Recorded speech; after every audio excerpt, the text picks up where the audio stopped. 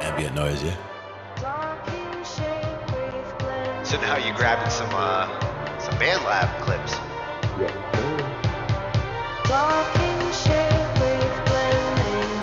Now for me that would also be something where I would use like volume automation and like bring that from the bottom, like bring it in and then bring it back out. Kind of.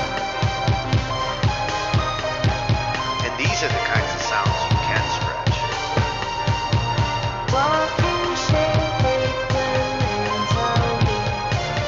With this AI, like stretching it actually can be cool.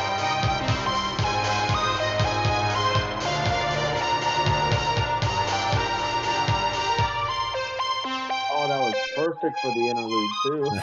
Ends it right in the right I spot. didn't even notice 40.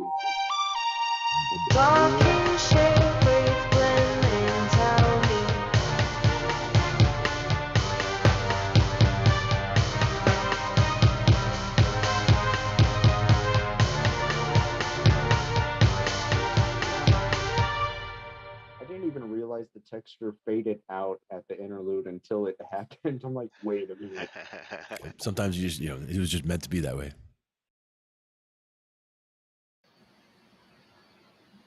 Hello, my friend. Hello, hello. Welcome to another Thursday. Back again. Oh, And and frozen step up there, right? Warming up. Starting to. Nice. I'm It's not nearly 80 sweating here like today. you guys. Yeah. It was like 75 over here, so it was getting toasty. Well, we are going to look at some cool toys tonight. MIDI toys. It's a combination episode. It's gonna feel like gear whores because we're Oh, definitely going to be looking at some cool gear, nice. specifically in the MIDI controller department. Mm-hmm. What got me on this one this week, I had a couple of different conversations throughout the week on MIDI guitar. That's the one that like I hear a lot of questions on guitarists who want to get more into MIDI. Mm-hmm. But guitar has never been an easy road into MIDI. Mm-hmm. But times are changing. Yeah. And that's the thing is just the way that you can be so expressive on a guitar, especially if you're using a whammy bar, diving there. I've seen people who just play the entire time and they're always just adding that little bit of push on the bar just to make it so that you're getting that little bit going back and forth. And it's really nice. I mean, it's a really nice style. You would recognize it when you hear it for sure, because each note is just bent ever so slightly, or they're never really sitting on one note. They're always going up and down just a little.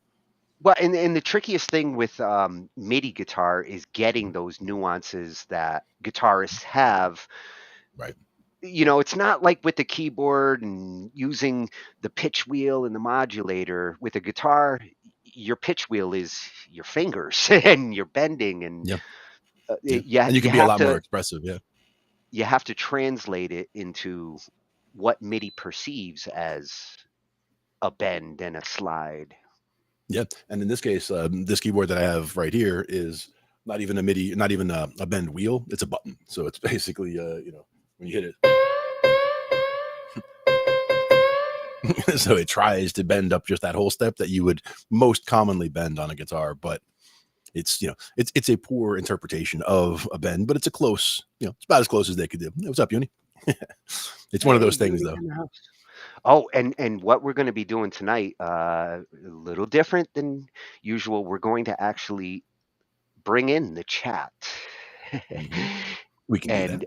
And it's going to be kind of like pop-up video. So that way, while we're watching the videos, if I've got a comment or anything, I'm going to be doing that over on the YouTube side. So that way we don't get in the way of what they're showing us in the videos, and we can still throw our thoughts up there, because I've got some thoughts.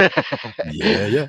And we've got some good stuff coming up here. I mean, MIDI is definitely a big topic, a good topic, and lots of stuff we can get into. And I like the guitar aspect, especially because that is one of the trickier parts, because, just being able to get stuff in MIDI, that's one thing. Being able to, mimic any kind of keyboard sound, that's another thing. But getting the guitar expression, and that's really where it comes down to for that.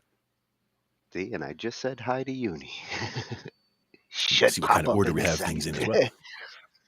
There you go. Yeah, there's always going to be that little bit of delay going on. There I am. So if anybody wants to if you want to throw your comments in, you can join us in the chat, either over on Angie's streams, the YouTube, the Twitch, the Facebook, and you can also join us over on our streams, because we are out there. We've got a Kick channel. We've got our own Twitch. If you're in any of these chats, you'll be part of the conversation tonight. We can get you in there. Share your thoughts with us, and we'll share ours with you while we look through some stuff together. And that's kind of what it's all about. It's Mhm. getting the opinions of the other musicians, and with the Absolutely. with the with the instruments we're going to be looking at tonight, and the information, I'm really curious as to uh, people's opinions there, especially guitarists, because Mhm. the first couple of videos is going to be guitar centric, and Mhm. then we're going to shift more into unusual MIDI controllers. We've done this before, but wait Mhm. till you see the new controllers that are out there.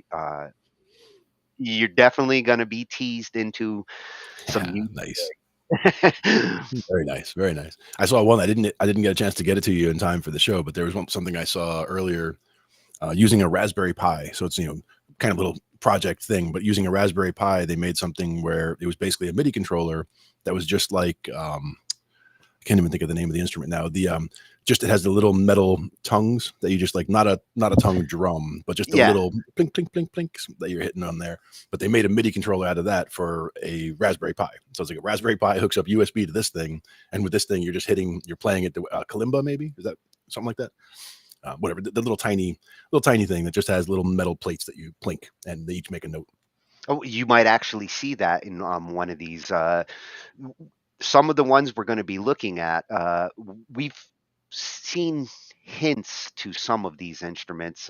Like for this first one, the Artiphon, the one in the middle here. Nice. We've looked at this a little bit as it was getting developed, and now MIDI guitars are really starting to offer some cool integration with what feels like a natural guitar and what feels like a keyboard shaped like a guitar. And Yep. this first one, Patrick Breen, Mhm. I had to include it because his final choice here, this controller really kind of gets guitar down that final road to being a good MIDI controller. It's like the mesh drums. They've finally gotten the best of what a guitar feels like with Mhm. MIDI control, and guitarists actually enjoy playing it, which is key. Yeah, exactly. It's got to feel natural. It's what it inspires you to play. So if it's going to be a guitar sound that you want and you want it to sound natural, then the most natural way to do it is with a guitar type of controller. But it's not impossible to do it otherwise, but it's important to understand Well, the it's a aspects of lot the what you're more trying to get. Mhm. it's a lot more work when Mhm. you don't have a controller like this. When I'm trying to do guitar tracks with my keyboard, Yeah. you have to do a little bit of programming after you sequence the track, just to get the kind of guitar dynamics that if you Mhm. actually use a real guitar through MIDI, you don't have to do the programming because you can just do the playing. Yep. And that's another thing that we talked about the last time, which was even just rolling a chord instead of doing a roll, but it's even faster. Like when you roll it like that, it sounds more like a guitar. Not that that was a guitar tone, but it comes off more in the style of a guitar, because with a guitar, you're picking across the strings, and sometimes you pick more slowly, so you get that roll effect. But something like that. Yeah, and it does help, especially with different types of strumming and the way that you approach a guitar. It Mhm. does help to actually do it on a guitar, because trying to arpeggiate and strum like a guitar on a Mhm. keyboard, taken my whole life just to sort of do it. Yeah, and that's where understanding both instruments helps a lot, also, because what I know of guitar helps inform what I would try to do on a keyboard to reproduce that sound. Like knowing how the bends go, knowing which notes to bend or not to bend, and how far to bend them. Things like that are things that I still don't throw them in appropriately in solos the way I should. Like I'm not so used to being a solo, a guitar solo guy yet. So when I try to solo, it's like I can try to put all the ingredients in there, but it still just feels like I'm throwing stuff together, like kind of like baking a cake, but just kind of throwing everything into a pile and being like, "Is that a cake yet?" Not quite. Yeah. There's other stuff you got to do in just the right way to make that cake. But No, and it's some musicians were made to solo and some are rhythm musicians. Me, I'm a rhythm guy. mhm. but trying to feel out, like just understanding even the differences in the expression was the point there between guitar and keys. Kind of makes it where you can make one sound like the other just by doing certain things, but you're not going to completely hide the fact that it's not a guitar. Yeah. At this point. Well, wait till you hear how these. Patrick's gonna give a good example of these 3 MIDI guitars.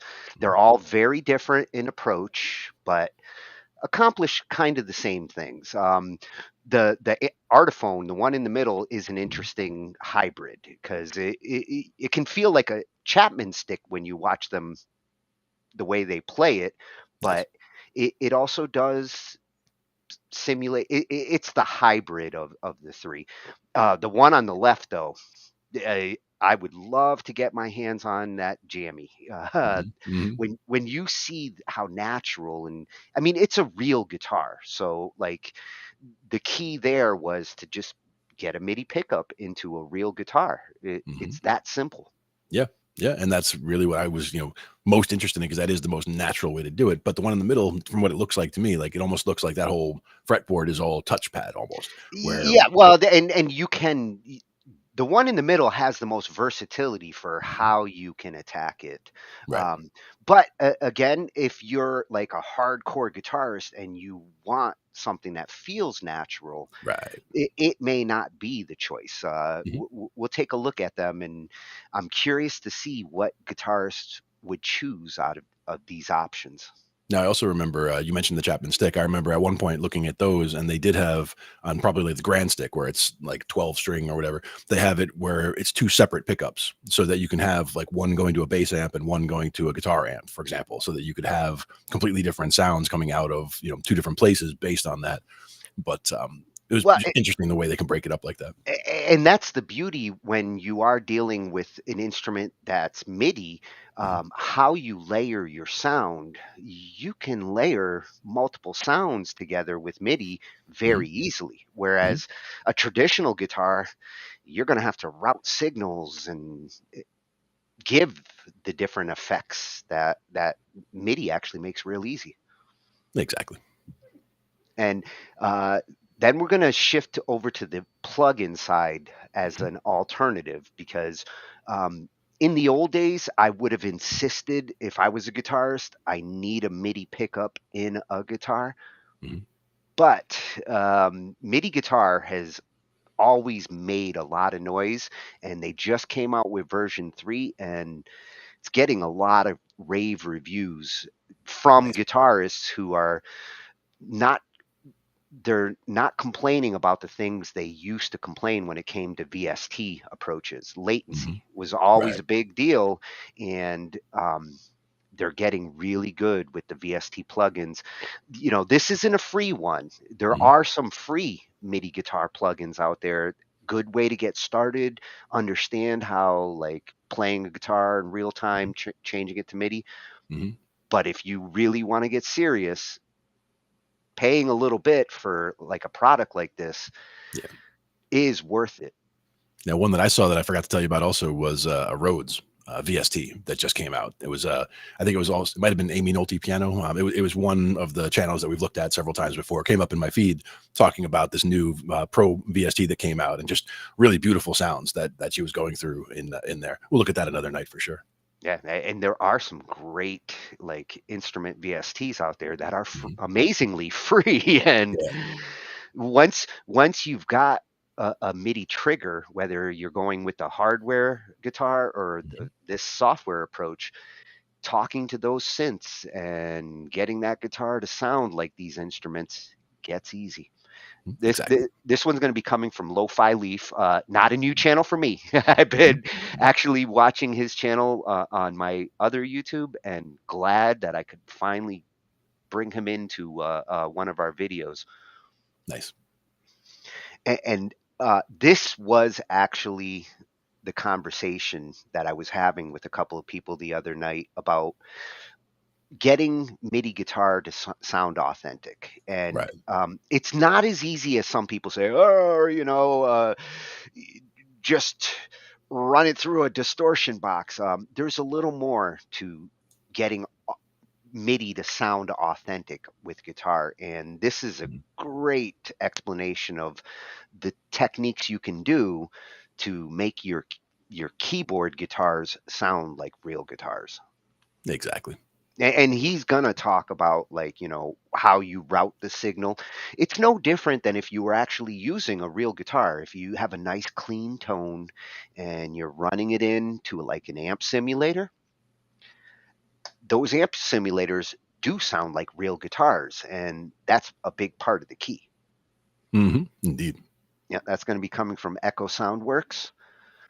And now we're going to we're going to shift over to like unusual MIDI gear. The next couple are going to get me spending some money for sure.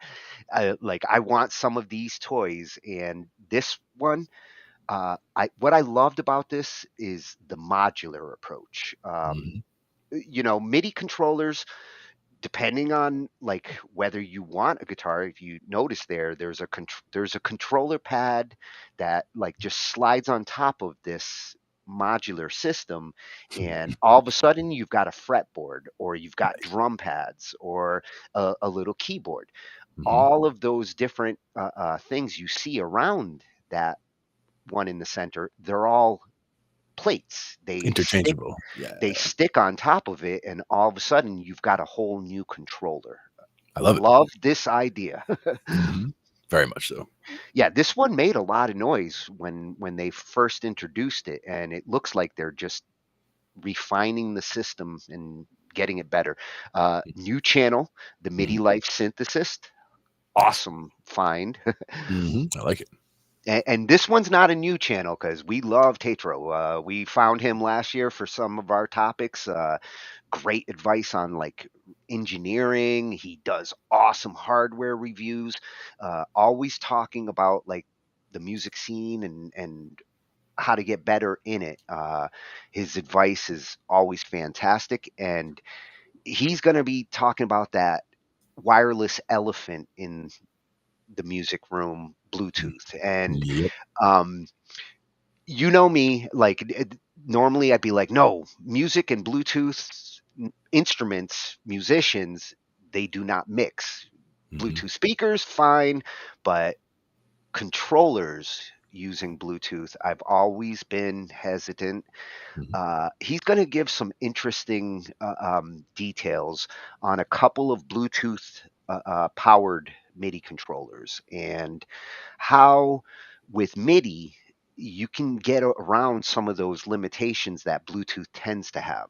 Bluetooth is slow when it comes to pumping out audio, but when it comes to pumping out MIDI data is super tiny. So yeah, exactly. He's going to make some really good points about like these kind of controllers do have a place, especially the ones he's going to show. Like, I'd like to try out a couple of these, and he does have that little MIDI drum toy that like we've seen a couple of times, and it is Bluetooth. So I was like, wow, I could totally take this out, say with my phone, and jam in the park. Yeah, nice. So that one's going to be coming from Tetro. And these last two are some of the sexiest MIDI controllers I've ever seen. Nice. Just like the modular approach, the Sensei Morph, I want one. It has a whole bunch of different templates that you can put on top of it, and you've got a whole different MIDI controller. The one we're seeing here is like a one designed for video editing, which would be awesome to have. It essentially looks like a giant touchpad, like the finger pads, but it's super sensitive, and with the templates, it turns into different instruments. Nice. And like you're saying, even tools like for video editing, scrub wheel, this and that. Like, I totally see all the different tools that you could use for video editing, and having them right there in a good layout, right at your fingertips. Awesome. And surprisingly, for the gaming world, I could see this kind of controller for games, especially if they start to make custom game templates. I could see this fitting a whole bunch of different markets. Well, similar layout to what you have right there, but where that circle is, that could be where your movement keys are, WASD and whatever you're going to need for that stuff. And then, you also have everything else that you can just kind of reach out to as satellite areas. And like you said, customizable, programmable for different games, very useful for that as well. Yeah. Yeah. Looks like it'd be perfect. And that's coming from Tech of Tomorrow, another freshie. I love some of these channels we stumble across. Oh, yeah. And same with this one, the Synth Playground. Can't believe Nice. I hadn't come across this channel before. But when I saw this, this controller, to me, provides the best balance of tactical feedback, because you see all those knobs all around and how easy it is to program those physical knobs to control VST plugins, your DAW, you name it, because that middle of that is a touch screen.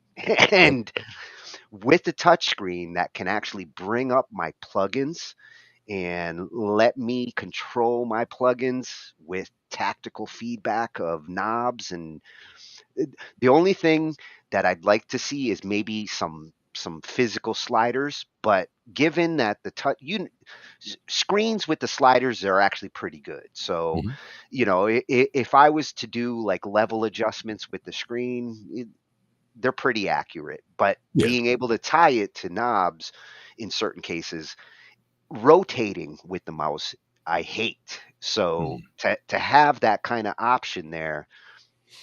One thing, a lot of people, when they try to turn something up using a mouse, for example, and it's a knob on the screen, they'll try to do what you're saying. They'll try to go around and like rotate around, and it never seems to work, because what the computer's trying to do is it's expecting you to click and hold and just go up and down, because they're saying, oh, you want more or you want less? And as long as you go straight up or down, the knob will turn the way you want it to.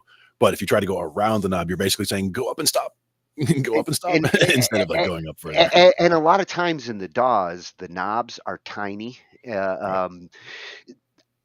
I hate rotating so much. Whenever I have to do that, Type in the number. I double click and I punch in where I want it to go, because I want 87. Put it there. Trying to get it to 87 is a bitch with the mouse. 90, 85, 90, 85, 90, 85. Like, enter 87. I said 87.2 now. Let's do that. Right in the middle. Yeah, exactly. No, I do the same thing. Like, it gets annoying to try to do stuff like that, but that's where the other thing that was a game changer was my buddy Mike does all the mixing on the iPad, right? So it's same idea, touchpad, but you're doing all the faders and all the knobs. Everything is all touchpad. And when he was trying to do it with his fingers, a lot of times it would skip. So like he's trying to turn something up, it would be like da da da da da instead of like moving up gently the way it should. So he started using a stylus, just using like a rubber eraser essentially, but also it was still skipping. So I, basically said, you got to do you do a roll instead. So you put the, this is not it, but you put the stylus kind of on the side, and you kind of roll it up. So you're turning you're turning it up, but you're not trying to slide the stylus. You're just making contact and then rolling it up or rolling it down. And it makes a huge difference. You can be extremely accurate. Well, the stylus definitely can help with these touch screens. I'd kind of consider it an essential if I had a piece of gear like this. Exactly. That one's coming from the Synth Playground. Really interested in this piece of gear. Indeed. We got a full night of gear whores. All about the MIDI stuff. But to start, these guitar controllers are definitely the most interesting guitar MIDI controllers that I've seen yet. We're in a good place when it comes to feeling natural with a MIDI guitar. At least two of these you should feel natural. The Artiphon might take a little bit of adjustment for a guitarist, but the other two, very much what you're used to. Yeah, exactly. That's a big part of what they were trying to do, is to try to keep the experience as much like the guitar, to keep it as comfortable as, since you're already comfortable playing the guitar, try to make it as much like that as you can while getting what you need out of it for the MIDI stuff. Yeah, and that's the key with these kind of controllers. The reason why you don't see tons of MIDI guitarists out there, same reason why you didn't see tons of MIDI drummers, back in the day. The early MIDI drum kits going into the 2000s, a lot of the professional drummers were like, no, this is not ready for me. I want to feel like I'm playing on real drums. It wasn't till the mesh kits and you get that tactical feedback of the stick bouncing back up. And even with all of that, a lot of the drummers who do start to shift to MIDI still use traditional drums for things like the cymbals, because it's not a perfect world. Like, you know, there's certain things that don't always convert over to digital naturally. And the cymbals that I have on, I mean, this is where I play my keyboard right here. Like, this is what I'm using as a keyboard stand is my drum kit. So my electric drum kit is down here, but it's the super cheesiest electric drum kit you could have. And, you know, the cymbals, they hang out right here, like right above the keyboard. They're basically solid plastic. And, you know, like if you're trying to play and you're trying to be quiet, and like that was the main thing. Like for me, mesh kit, the main idea I would want the mesh kit would be because it's very quiet, because you're bouncing off the mesh and it's not making a real loud noise. But these cymbals right here, you can hear them. They're like solid rubber, you know, a pretty solid like plastic rubber mix. And if you're hitting them with a stick, you know, and like you'll be hearing that from down.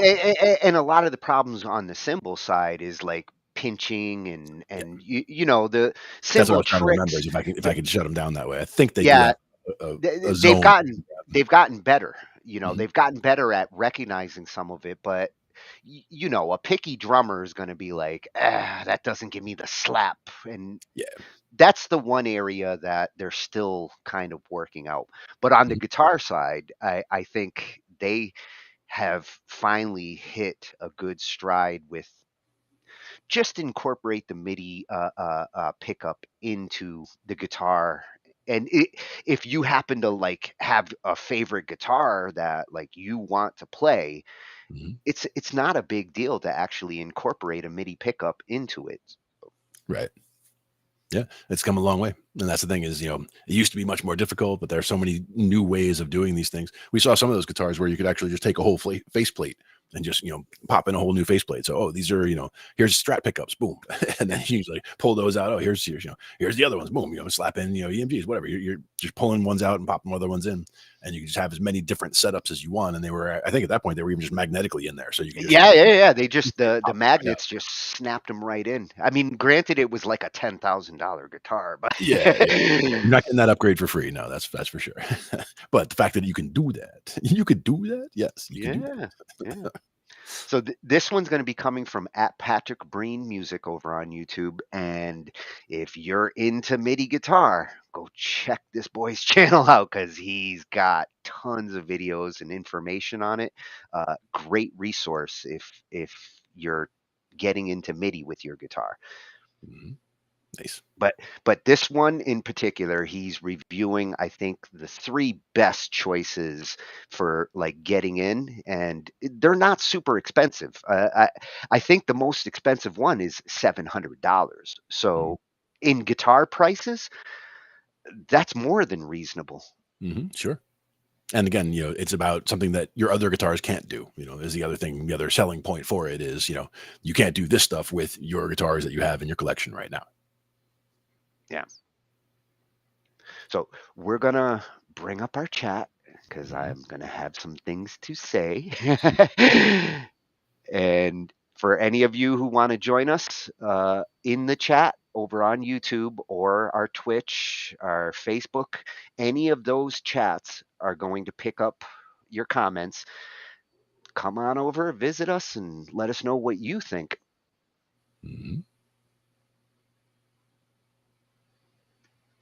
So let's take a look at the best MIDI guitars.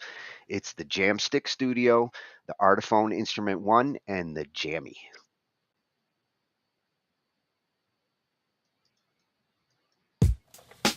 MIDI controllers, a pretty essential piece of gear these days when it comes to making music production, beat making, songwriting. But for a lot of us, the fretboard is a little bit more familiar than the keyboard. And if you're one of those people, like myself, the MIDI guitar might be a better choice for you than the MIDI keyboard.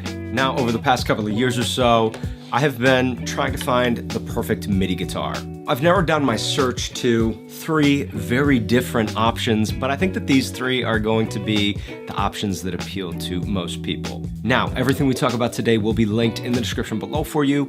Those are affiliate links, which means if you make a purchase using one of those links, it doesn't cost you anything extra. However, I receive a small commission, which helps support this YouTube channel, helps me bring more videos like this to all of you. So without further ado, let's get into the first MIDI guitar.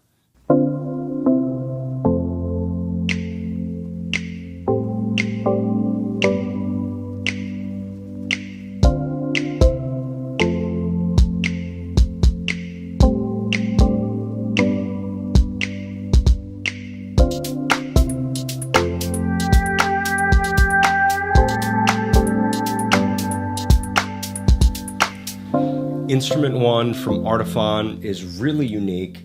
It's unlike any MIDI controller I've ever played, and it's hard to just call this a MIDI guitar. I really dig Instrument 1, especially for the price. This is the most affordable option that we're going to talk about today, and it has a lot to offer. You can of course play Instrument 1 in guitar mode, but you also have the option to use 3 other modes with Instrument 1, which really adds to the versatility of this MIDI controller. In fretted mode, the fingerboard acts like a normal guitar neck. The strings increase chromatically, but fretless mode allows you to slide along the fretboard continuously between notes, much like you would with a violin or a cello or a fretless guitar. Pad mode takes each of the 12 frets and turns it into one giant pad, meaning that every single string in that fret will trigger the same pad or the same note. What's cool about this mode is it allows you to use Instrument 1 as a piano, for example.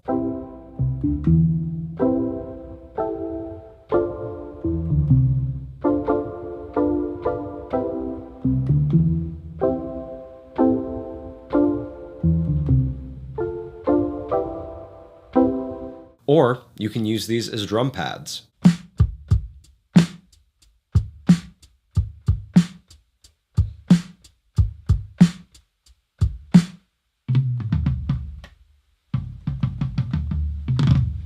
Now, grid mode is a little like fretted mode in the sense that each string at each fret position has its own individual note. However, grid mode allows you to play multiple notes on the same string simultaneously. Grid mode also allows you to individually tune each note location, so you can get really wild and really creative with this, and the possibilities are kind of endless. You also have 6 individual note triggers in the bridge, which is really cool. Once you've selected the mode that you want to use, you can customize your tuning. Artiphon have preloaded a bunch of different tuning profiles that you can either find in the app or in the Instrument 1 editor. And you can also pick your method or the way that you're going to trigger notes using your Instrument 1.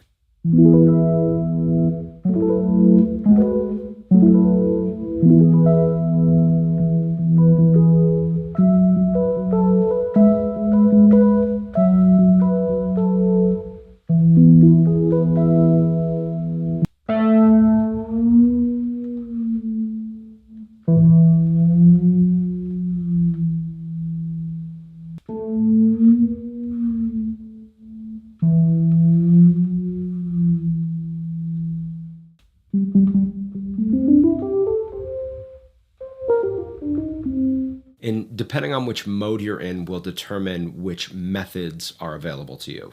And listen, if all of that seems way too overwhelming, no need to worry. Artiphon have programmed a bunch of different presets that you can switch between just by pressing the volume knob. But it's nice to know that you have all of that customization available to you and so many different ways that you can use this controller.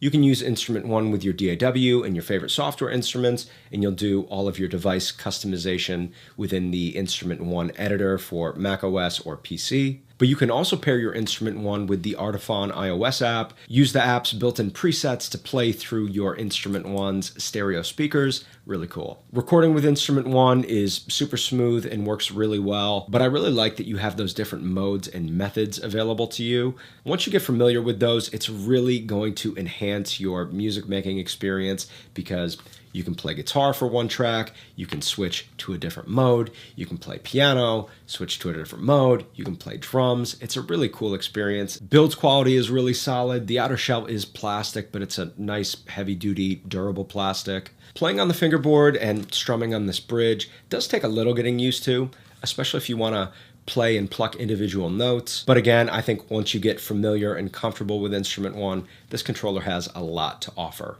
Hey, if you're enjoying today's video, hit that like button for me. Help this video reach more people. It makes a big difference. Let's get into MIDI Guitar number 2.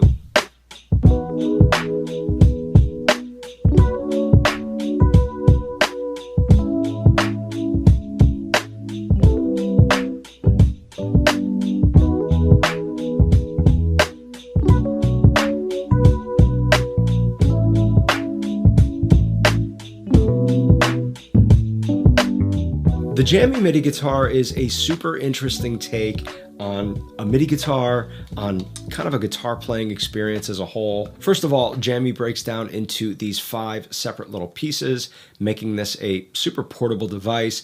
Each piece also goes into a corresponding little sleeve that kind of snaps together and makes a little carrying case. So definitely a super cool design right there. Now, home base for your whole Jammy experience is going to be the Jammy app. And the Jammy app has a ton of different features, a ton of different customizable options. You can play Jammy as an acoustic or an electric guitar. You have a ton of different effects you can choose from, different tunings, as well as a ton of different playability controls that are really going to help you fine-tune your experience with Jammy. From there, you can plug Jammy into an amp and use all of these built-in effects within the Jammy app.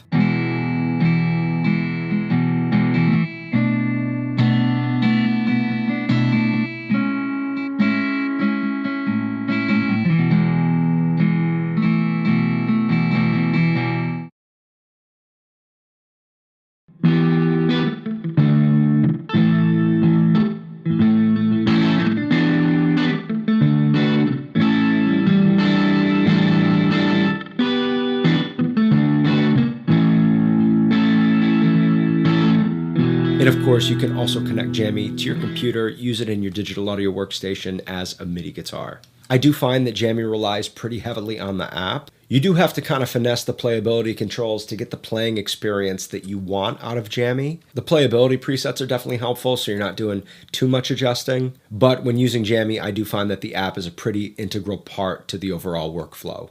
There is a desktop app in the works, which I'm definitely interested to check out, and I'll be sure to update the description of this video as soon as that's available. I've said this in previous videos, I do wish the build quality was just a little bit nicer for the price. For the most part, Jammy is plastic, and maybe that has something to do with the design team wanting to keep this a lightweight device. But in future models, I would just be interested to see what Jammy looks like with maybe more of a premium plastic like we see on the Instrument One. If you're interested in Jammy, visit the description below for a discount code, but let's check out MIDI Guitar number 3.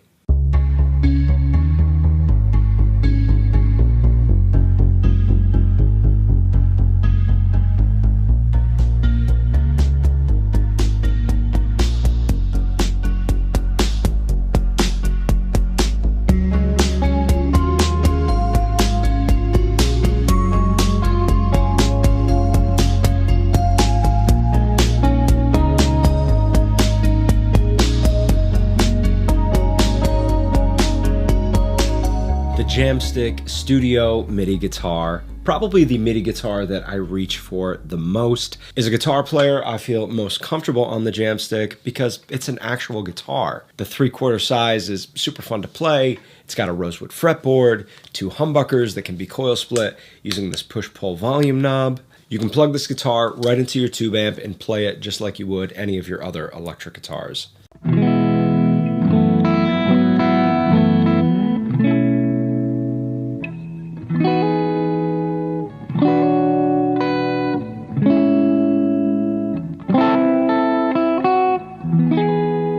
Now, in addition to your 2 humbucker pickups, you also have this MIDI pickup, and that's where the real fun of the Jamstik comes into play. Jamstik's signal processing technology is really good. Recording MIDI parts with your Jamstik works really well, whether you're playing chords or lead lines or riffs. And whether you're finger picking, using a pick, bending notes, using vibrato, Jamstik picks all of that expression and note velocity up really, really well.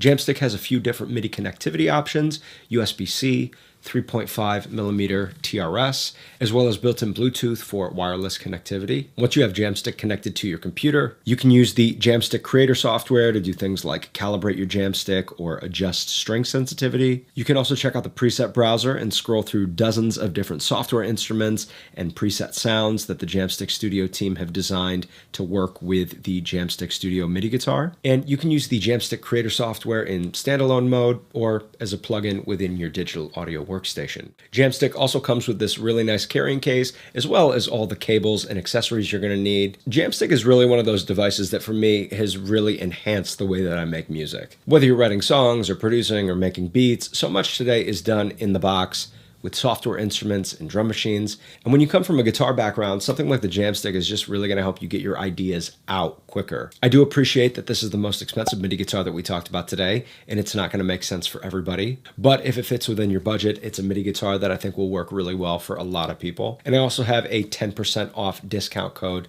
in the description below for you if you are interested. Well, all right, my friends, that is going to wrap up today's video. Be sure to check out these videos over here if you are interested, and I will catch you in the next video. Peace. Oh, how's that for some guitar toys, Glenn? I like it for sure.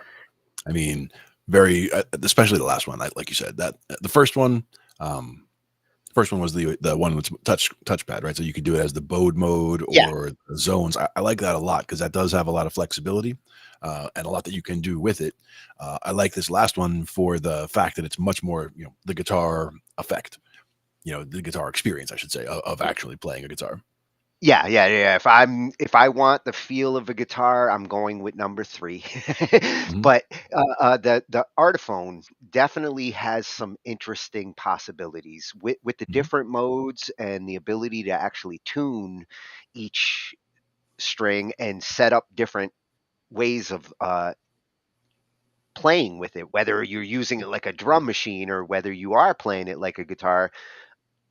It's cost effective enough that I'd want one just to try it out.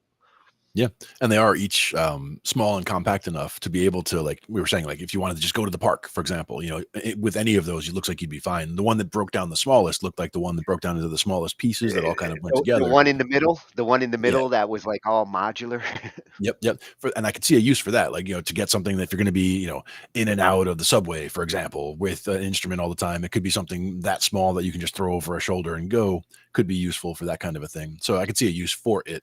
But for me, I would say that the first one and the third one were definitely the ones I would be most interested in checking out for sure. Well, the beauty of the third one is you have a guitar. So like even if, you hit the stage and if you're having problems, say on the synth side or things working out there, you still have a guitar. So like it serves its most important purpose, which is to be a guitar, and then gives the option to send out MIDI signals to become a controller. Imagine breaking out that instrument one at a gig and you play it like a guitar for a couple songs, and then you play it like a piano for a couple songs, then you play it like a drum machine for a couple songs, and just switching around, switching your role all over the place.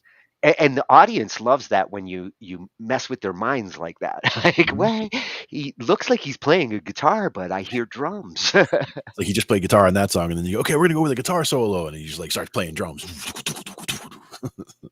Does a killer drum solo on that sucker. Very cool. That one came from @PatrickBreen Music. Awesome review, Patrick. You tempted me even more, and I'm not even a guitarist. Like I just want it to I like toys. Absolutely. And awesome review. The Jamstik would be cool. Now we're going to shift towards the plug-in approach.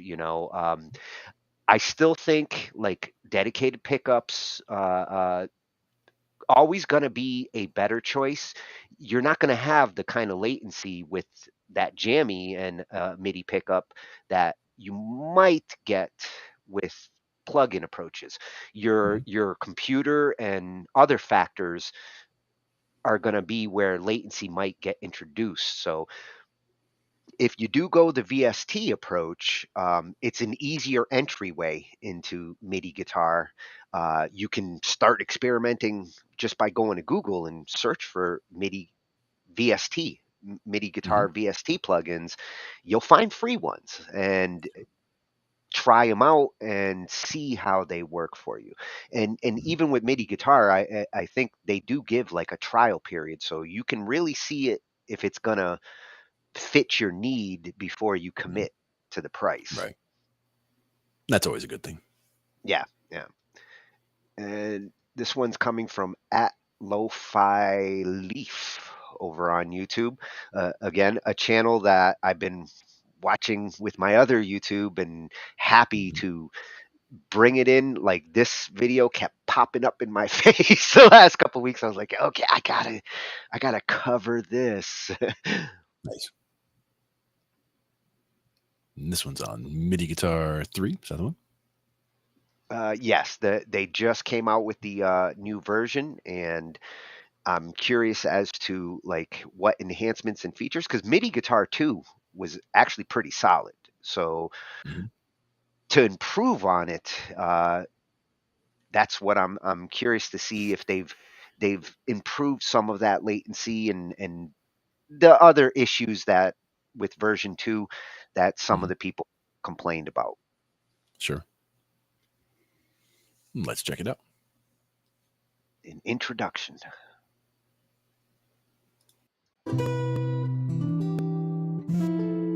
Yeah, so finally it's here, MIDI Guitar 3. You've all been waiting, I know. You get to try it out in this beta version, help us out with the things that perhaps needs fixing. I'll do the best I can in this video to explain the basic concepts and functionalities, just so you guys can dive in and get started. Also, for those that haven't used MIDI guitar at all, these concepts might be of some use to you as well. The basic idea is, of course, that you're going to use your regular guitar with your regular pickups. Just connect the jack on your guitar to your audio interface and you're off. The software does the rest. It turns your guitar audio into MIDI. But in this case, as opposed to the earlier version, it turns it into the extended version of MIDI called MPE. And with that comes polyphonic bends, which finally allows us as guitar players to play also virtual guitars and have that sound quite real, among other things, of course.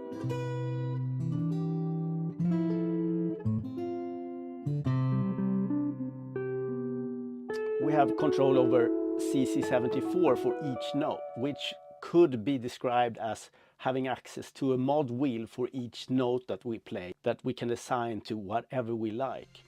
I'll go into how this is done a little later. But first of all, let's have a look at the new interface. The connectivity, the modularity, and as no small part of the package, all the possibilities to modulation that we have in here right now. Stuff I know you're gonna love, so let's not waste any time. Oh, here goes. Okay, so the first thing you might want to check out is the cogwheel up here. You have your audio devices settings. You should use the same for in and out, of course, and you have a channel setting here. You also have your graphics settings, your troubleshooting log, and your data folder here. This is the first patch that you'll come across when you open up MIDI Guitar 3 for the first time. It's the introduction patch, and it's made up of one chain in this case, with a transposer, a sustain pedal, a test synth, and a polytuner. Each of these are modules, and I would call these pedals since they have these buttons on them as well. So we're going to be talking about patches, chains, modules, and pedals. But let's start here. Here's where the magic happens. Here's where the audio signal comes in and gets interpreted and split up into 4 different parts. A strike part, a pressure part, a brightness part, and a glide part.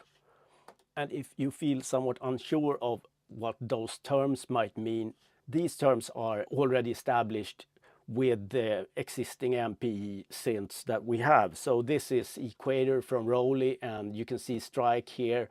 Glide, slide is what we call brightness or CC74.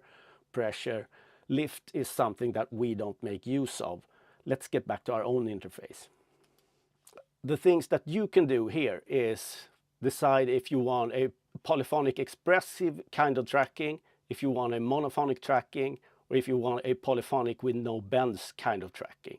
The next thing you see here is an input gain. You really shouldn't use input gain for anything. It's here, but it should stay at 0 decibels, because otherwise you run the risk of losing out on dynamic range if you start fiddling with this input gain here. The best way to adjust your gain is to go to your audio interface and do it there. Furthermore, we have a gate here. Anything above will come through and be interpreted. Anything below will not sound at all. So I was talking about the incoming audio splitting up in 4 parts here. If we want to get a visual representation of what this kind of means, let's go for the modulator. All of these are part of the same sound. Strike, for instance, is a momentary value. It tells us how hard did I strike that string at that time, nothing else. If I want to see what happens with the velocity over time, as I strike the string and let it ring out, I can look at pressure. That envelope represents the decaying of the energy from the string as it stops vibrating.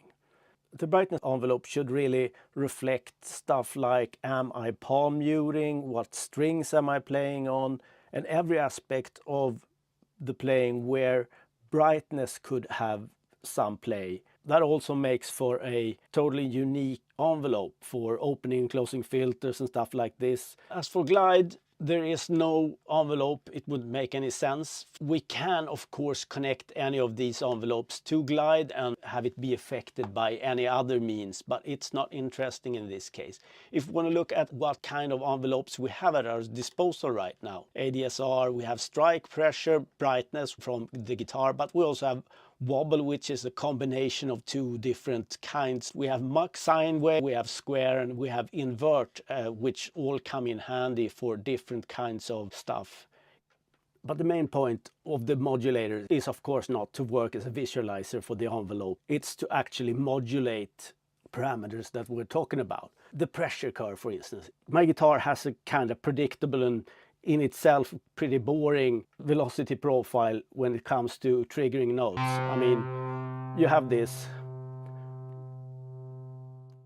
A straight connection like this from pressure to pressure means that you're passing along what is interpreted as pressure from the guitar to the pressure in the test synth in this case. But it gives me 2 handles here that I can do something with. I can manipulate these handles in some way to modulate the way the pressure is received in the synth. If we look at how this minimum value is below the maximum value at this point, if I just do the opposite and raise it above, the pressure envelope is inverted and totally different. So it's going to start low and swell to max.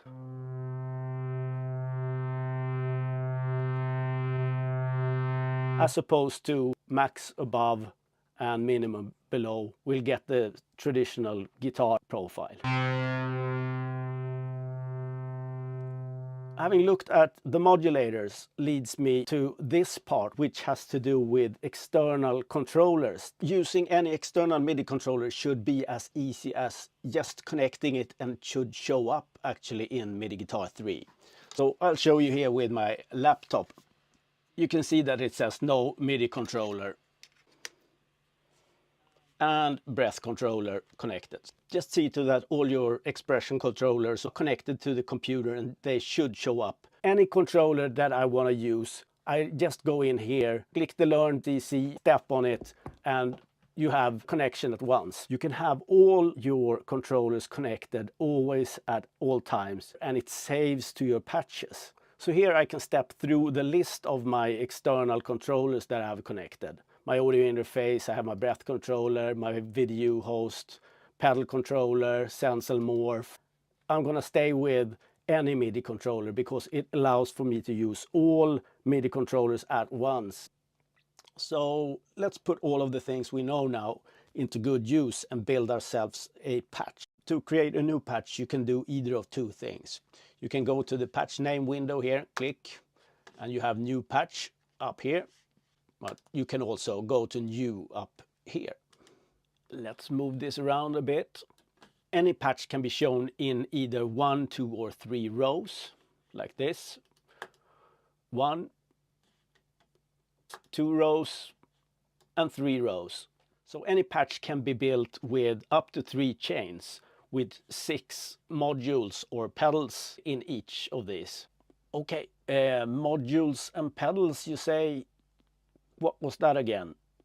So let's go in, click on one of these slots, then you'll see MIDI machines, all modules and pedals. We have dynamics, we have sustain, transpose, modulators, bass filter, pitch filter, scale filter, strike filter, vibrato, retuning, sequencer, arpeggiator, shredder, MIDI output, and polytuner right now. For instruments, we're talking about a sampler. We don't have that yet in the beta version, but with the test synth you have seen. The rest are my own personal VSTs and VSTIs. So the first effects here in this list are the MIDI Guitar 3 effects. These are the deep expressor, the delay, the sweet spot, the cabinet, the reverb, the mute, the backing track, and the record wave files. The rest are my third-party plugins, of course. These are all the modules and the pedals that I have access to for building any sort of patch. These slots can contain either audio effects or MIDI effects. There's no specific chain for audio or MIDI. Everything works in all 3 of them. They all meet in the mixer, of course, and then you have a chain afterwards called master, in which you probably will add stuff like a master reverb or something to affect the whole patch. So I won't be able to go over all things in detail in this first introduction, but let's look at a blank patch like this. This is a new patch. Obviously this fader is up, which means that we have a sound in and it's on the middle chain here. If I have nothing else on this, the guitar will go out through the mixer and into this stock reverb in this case. But as soon as I pull up any sort of instrument,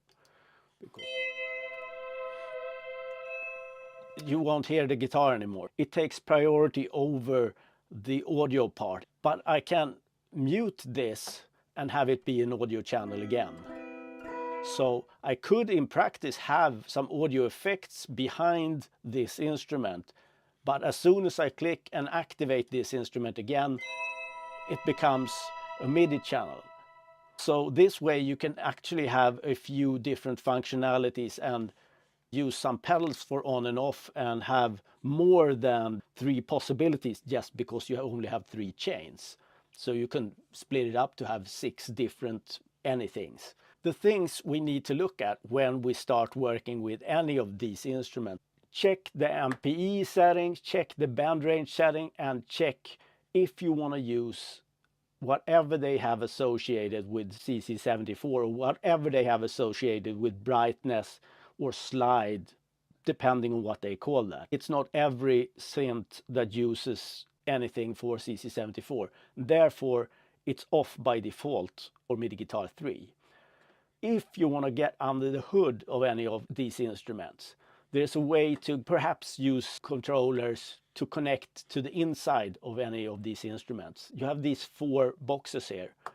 A button here that I move will be represented by a button here, and then you can of course connect to it as easy as this.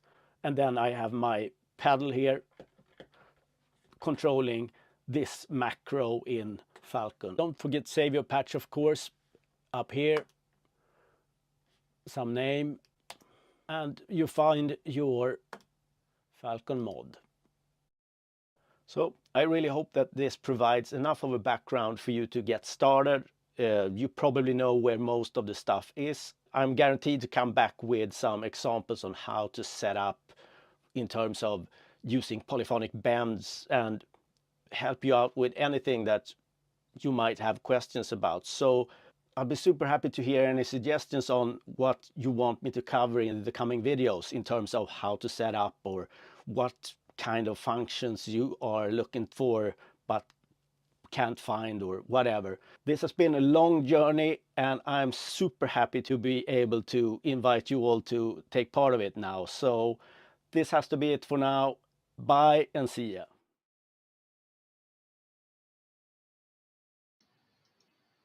Oh, and I am super happy to soak up that information. That was awesome. Yeah. Yeah, at Lo-Fi Leaf. It looks like he's a developer and a programmer behind it. I love that introduction into it. Lot of versatility and So routing much. options. Yeah. So much you can do with that. Yeah, and what I was thinking, Darian was kind of reading my mind there. Like, you take something like this and you hybrid it with some of the other things we're looking at, and you might end up with like the ultimate MIDI guitar control, because between the MIDI guitar hardware and pickups mixed with software like this that can recognize all the different MIDI events and translate them for guitarists, it's a powerful combination. Oh yeah. That looks like it'd be a lot of fun to play with, for sure. Yeah, and even just like you said, being able to have anything be able to switch on or off, to be able to switch, because in that sense, it was basically, okay, guitar sound, and then, you know, whatever kind of synth sound or keyboard sound is just a one click back and forth on any control, you know, using anything like a pedal or whatever. So you could just, you know, be comping along and, you know, keyboard mode and then click right in and go into a guitar solo, for example, without having to, you know, break it all up entirely. Yeah, I like the ability to like actually blend the natural guitar with the synth patches. That's something I would probably do a lot. Oh yeah, for sure. I like the mix of the sounds too. Yep, that's some great information at Lo-Fi Leaf. Again, when it comes to MIDI guitar information, this is another channel where if you're interested in this technology, check it out. Yeah. And then once you get the MIDI guitar sounds in there, how do you make it sound real? That's the real question. And that is a big challenge. Echo Soundworks is going to help us with this one. This was part of a conversation I had earlier this week. And, you know, I do get asked like how I do some of the things I do with MIDI and guitar is numero uno. A lot of people think I play guitar, which is good. It's a compliment. It's like, okay, Yeah. I guess I made it sound like it's supposed to. Nice. And what Echo Soundworks is going to be talking about here is a lot of the reason why I can get natural sounding guitars into my MIDI remasters. The techniques he's going to talk about here takes like a synthetic sounding guitar and turns it into a natural sounding guitar. A lot of nuance goes on there, so let's gotta see what all's in there. What goes into the secret sauce? That's the real question. And it's especially relevant when you're talking electric guitar. You know, like acoustic guitar is one battle, but electric guitar and getting it to sound natural, that's a challenge. Exactly. And again, another channel that a lot of guitar talk, gear talk, recording engineering talk at Echo Soundworks. Nice. He's gonna give us some tips on how to make a MIDI guitar sound real. I'm gonna bring that video over for us.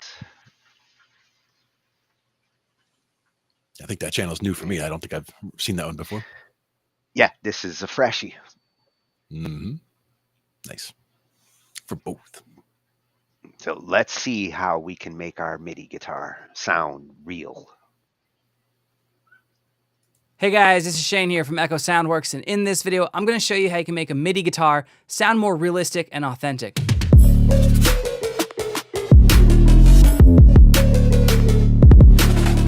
So this could be one of the more difficult things for a producer who doesn't have any knowledge of guitar to pull off or to do. Anytime we release guitar content, whether it's a free pack or it's guitar loops or samples in a paid product, we get asked a lot of questions about how we made the guitars. And the answer is almost always it's a real guitar. It's just processed or, chopped and manipulated typically. But the person who usually asks that question gets a little bummed out because they're like, oh, I don't play guitar. Do you know of any good guitar libraries that you can use? Well, the answer to that question is there's a lot of great guitar libraries and guitar sounds out there, but it's really important that you use those tools correctly. It's the chef, not the kitchen in this instance. And I know that sounds cliche, but I'm going to prove it in this video. We're going to look at a few different sources and we're going to recreate a guitar loop using a guitar library and see if we can get it to sound good or, realistic and authentic like the real guitar counterpart. So let's check that out now.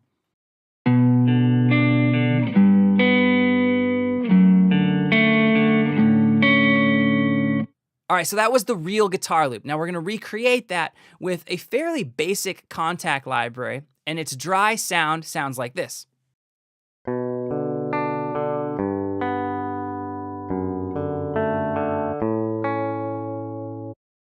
So as we showcase some of these tips and tricks in the video, we're gonna add that to the guitar you just heard, and by the end of the video, it might even sound better than the real guitar. All right, so the first step is to actually think ahead to the ultimate sound that you're after, right? Think about the light at the end of the tunnel. A lot of producers make the mistake of working with the wrong VST or sample library, and it faces them with an uphill battle to get the sound they're after. So I'm going to run through this really quick. There's 3 tiers of authenticity and realness in terms of sample libraries or VSTs with guitar. There's the type of library that's deep, multi-sampled, hundreds, maybe even thousands of samples, and it sounds as realistic as you can get. Take, for instance, this UVI library. It's called Sunbird. It sounds incredible. Check it out.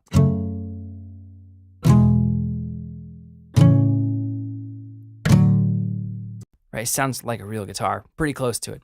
So you even have access to those nuanced, subtle sounds that I mentioned in the intro, the things that happen in between the notes that you fret, right?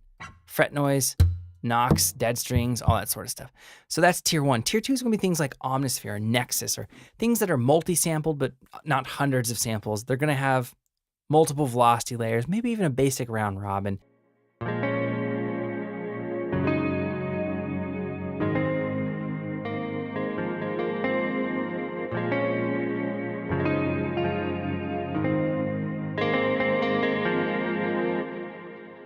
Now the third tier is going to be something like a synth, maybe a basic sampler or something like simpler in Ableton.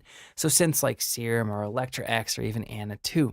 For instance, here's a patch from our pack, the X Keys. It's one of the bonus guitar patches. It's called Anna Nylon. It's like a hybrid nylon sound. So if I was going for like a Juice WRLD or a trap type beat and I wanted that kind of plastic sounding guitar, I would use something like this over that UVI synth or that UVI sample library.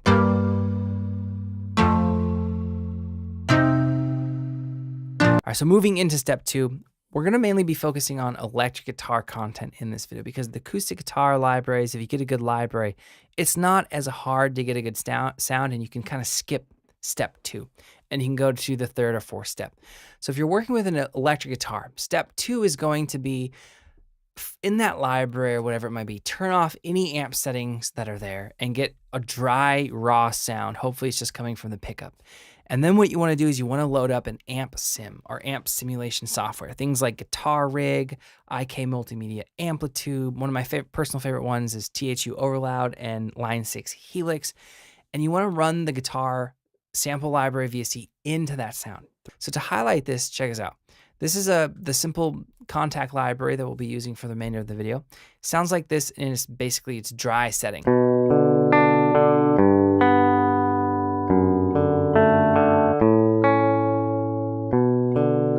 Okay, it's not a bad sound, but it's not a super rich sounding guitar. Here's that same guitar with an amp sim applied to it, and I'm using THU Overloud. And I have a bunch of different, I have some effects, I have an amp, a cab, an EQ, and some reverb. Check out the difference.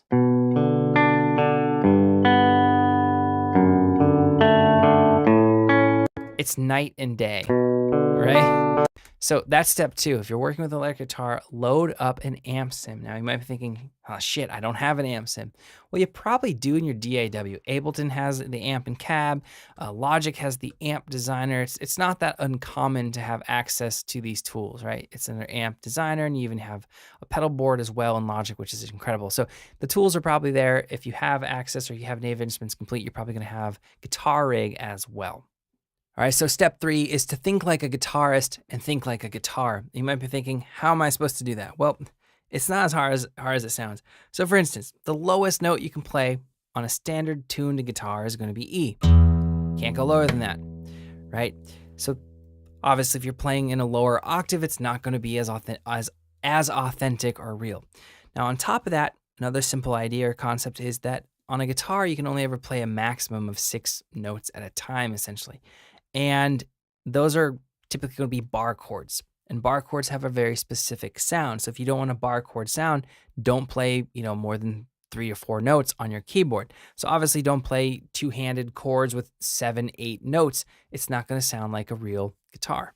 Now, expanding on that, taking a little bit further, is you want to try to voice your chords like an actual guitar. The piano and guitar are obviously very different instruments, but the way that basic chords, a lot of the basic chords are laid out, even in root position, they differ. Same notes, different order.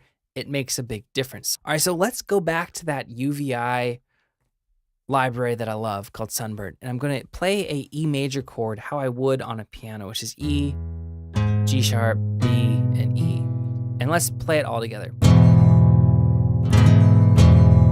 It doesn't sound natural. It's very distant. It's because I'm playing multiple notes that I shouldn't be able to play on a guitar at the same time on my E string. Now let's actually voice this like a real guitar, which is going to be E, B, E, G sharp.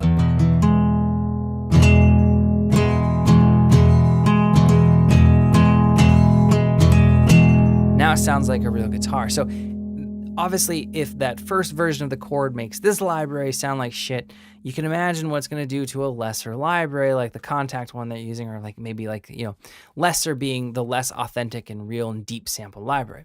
So that's a huge thing to be aware of. Now, if we go back to this guitar that we looked at before, I'm choosing notes that make sense for a guitar. And this actually shows you on the guitar, which I like.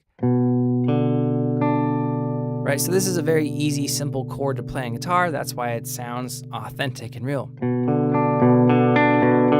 Now, I could spread this out. That's also authentic sounding as well. But if I start to do something like this, right, now that starts to get weird. I have 2 notes being played on the same string, essentially, and you can't do that on a guitar. So just things like that. And if you're thinking, well, how am I supposed to know this? Well, here's what I suggest doing. Play in the chord progression that you want. Maybe it could follow a bass line or however you set up your chords in your song. And then just do a quick Google search on how to play those chords on guitar, and you'll see the notes in the order that they should be in. And then you just got to drag your MIDI around to fit that order. All right, so step 4 is kind of like a step 3B, I guess. It's to think about the physics of the guitar. And we talked about this when we looked at the real guitar, and that's that strumming pattern, right?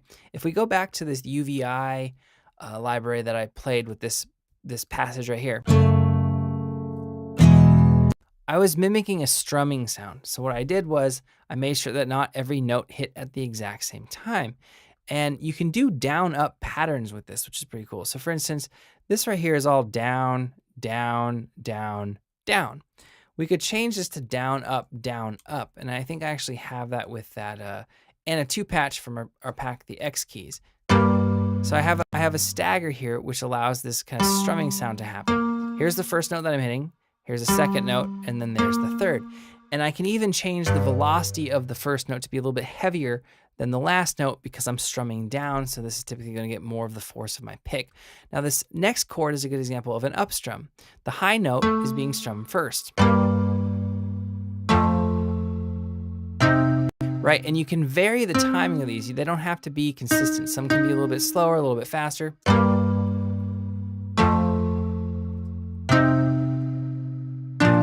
Right, so we could draw this one out, make it a little bit slower, even.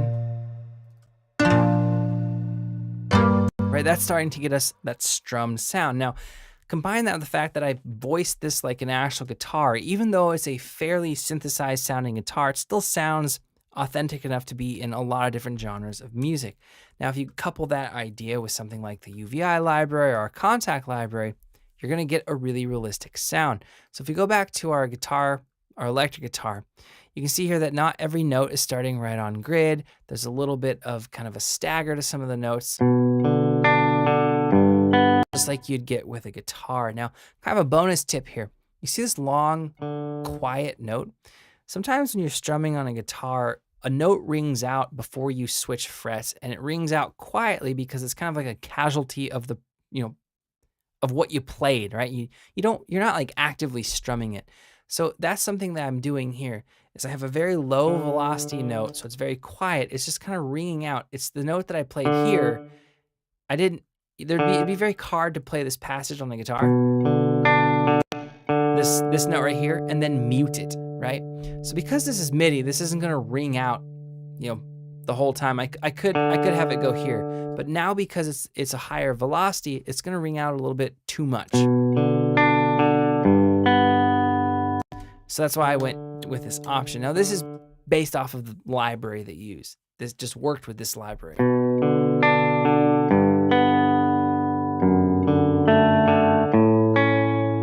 All right, so that's going to sum up the video. If you guys have any questions or comments, post those, and I'll try to get back to you as soon as I can.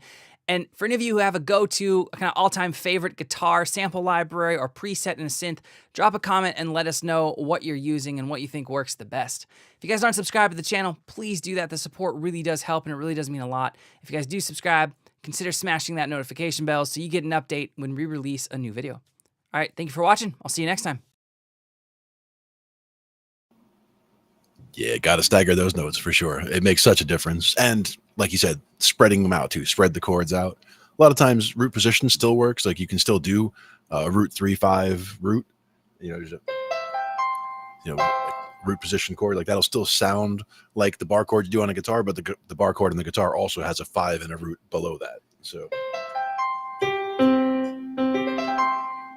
roll all of that. Well, and one of the points I think he makes when it comes to like simulating guitar, say from a keyboard side or programming with chords, is to utilize chords in ways that sound natural with guitar, because even an untrained ear will recognize like, whoa, guitars can't really do that. Like you may not notice you realize it, but you can always tell when something sounds off. And the guitar sound, how it's attacked, if it's done from a keyboard, might not have the same attack as it would from an actual guitar.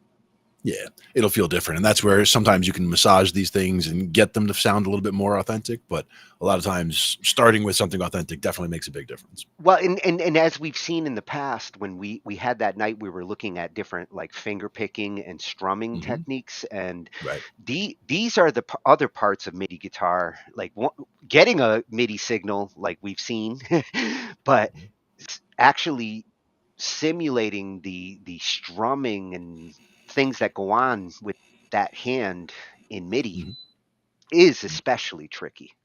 Exactly. Unless you're lucky enough to get one of those toys we were looking at and know how to use them.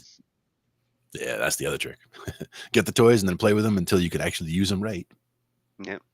Now, I have to say, like, I loved this video because I completely agree with his suggestions and the techniques there. Like I'd mentioned, acoustic, a lot of times the acoustic samples, the nuances there, you don't need to do much afterwards on the amp side.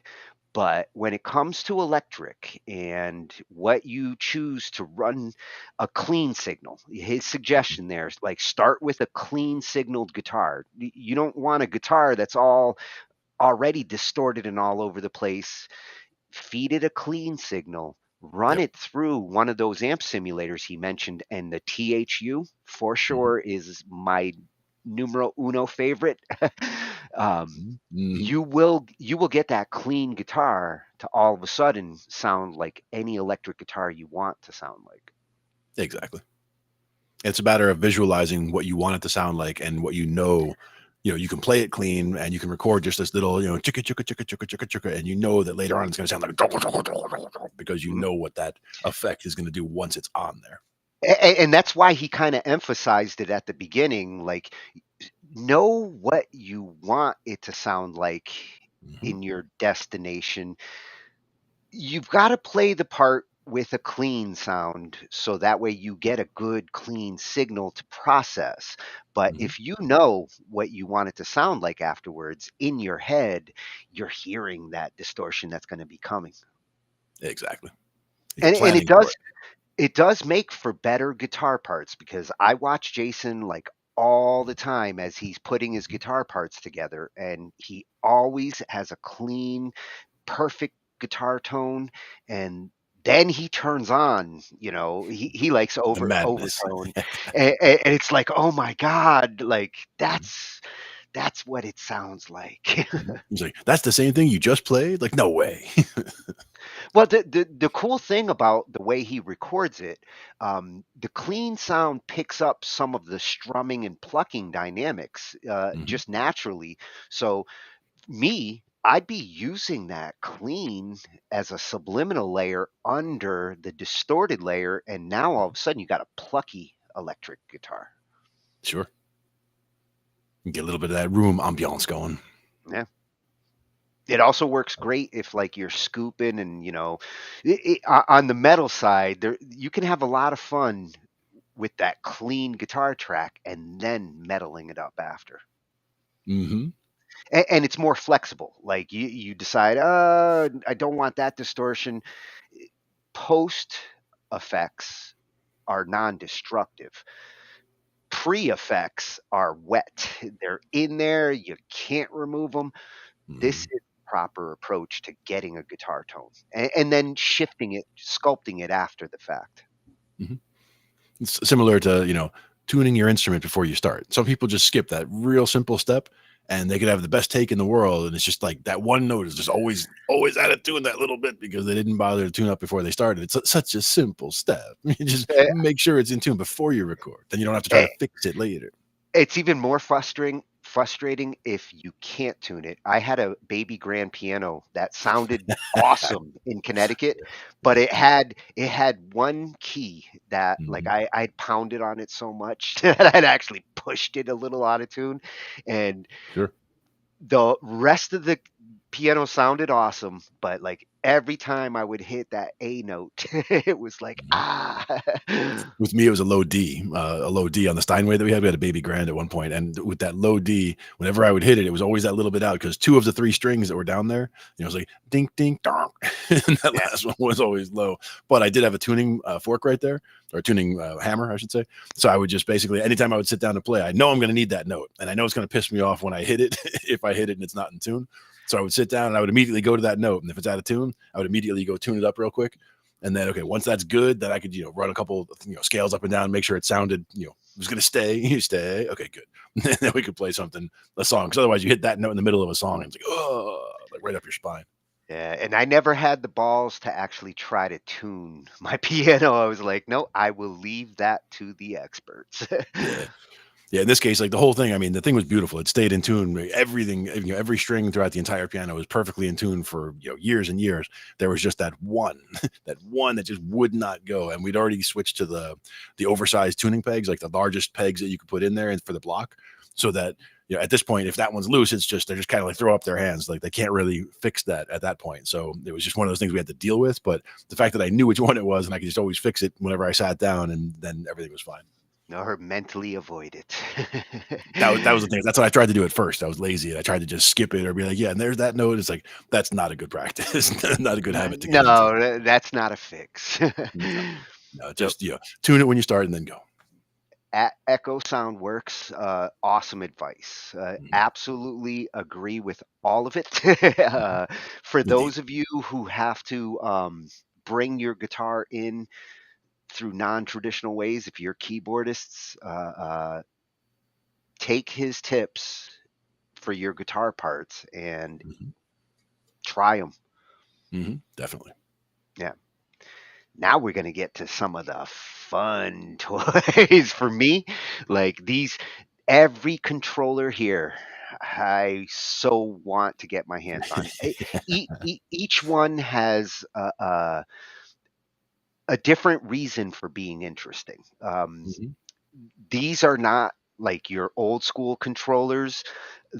In this case, when I saw Modular, I was like, yes, Mhm. this is what controllers need nowadays, because you could be doing a guitar part one moment, you could be doing a drum beat the next moment, and the ability to put these pads on for this and change your instrument, uh, I mean, you're going to save money in the long run, because to get all those different instruments by themselves, you'd spend $1,000 or more.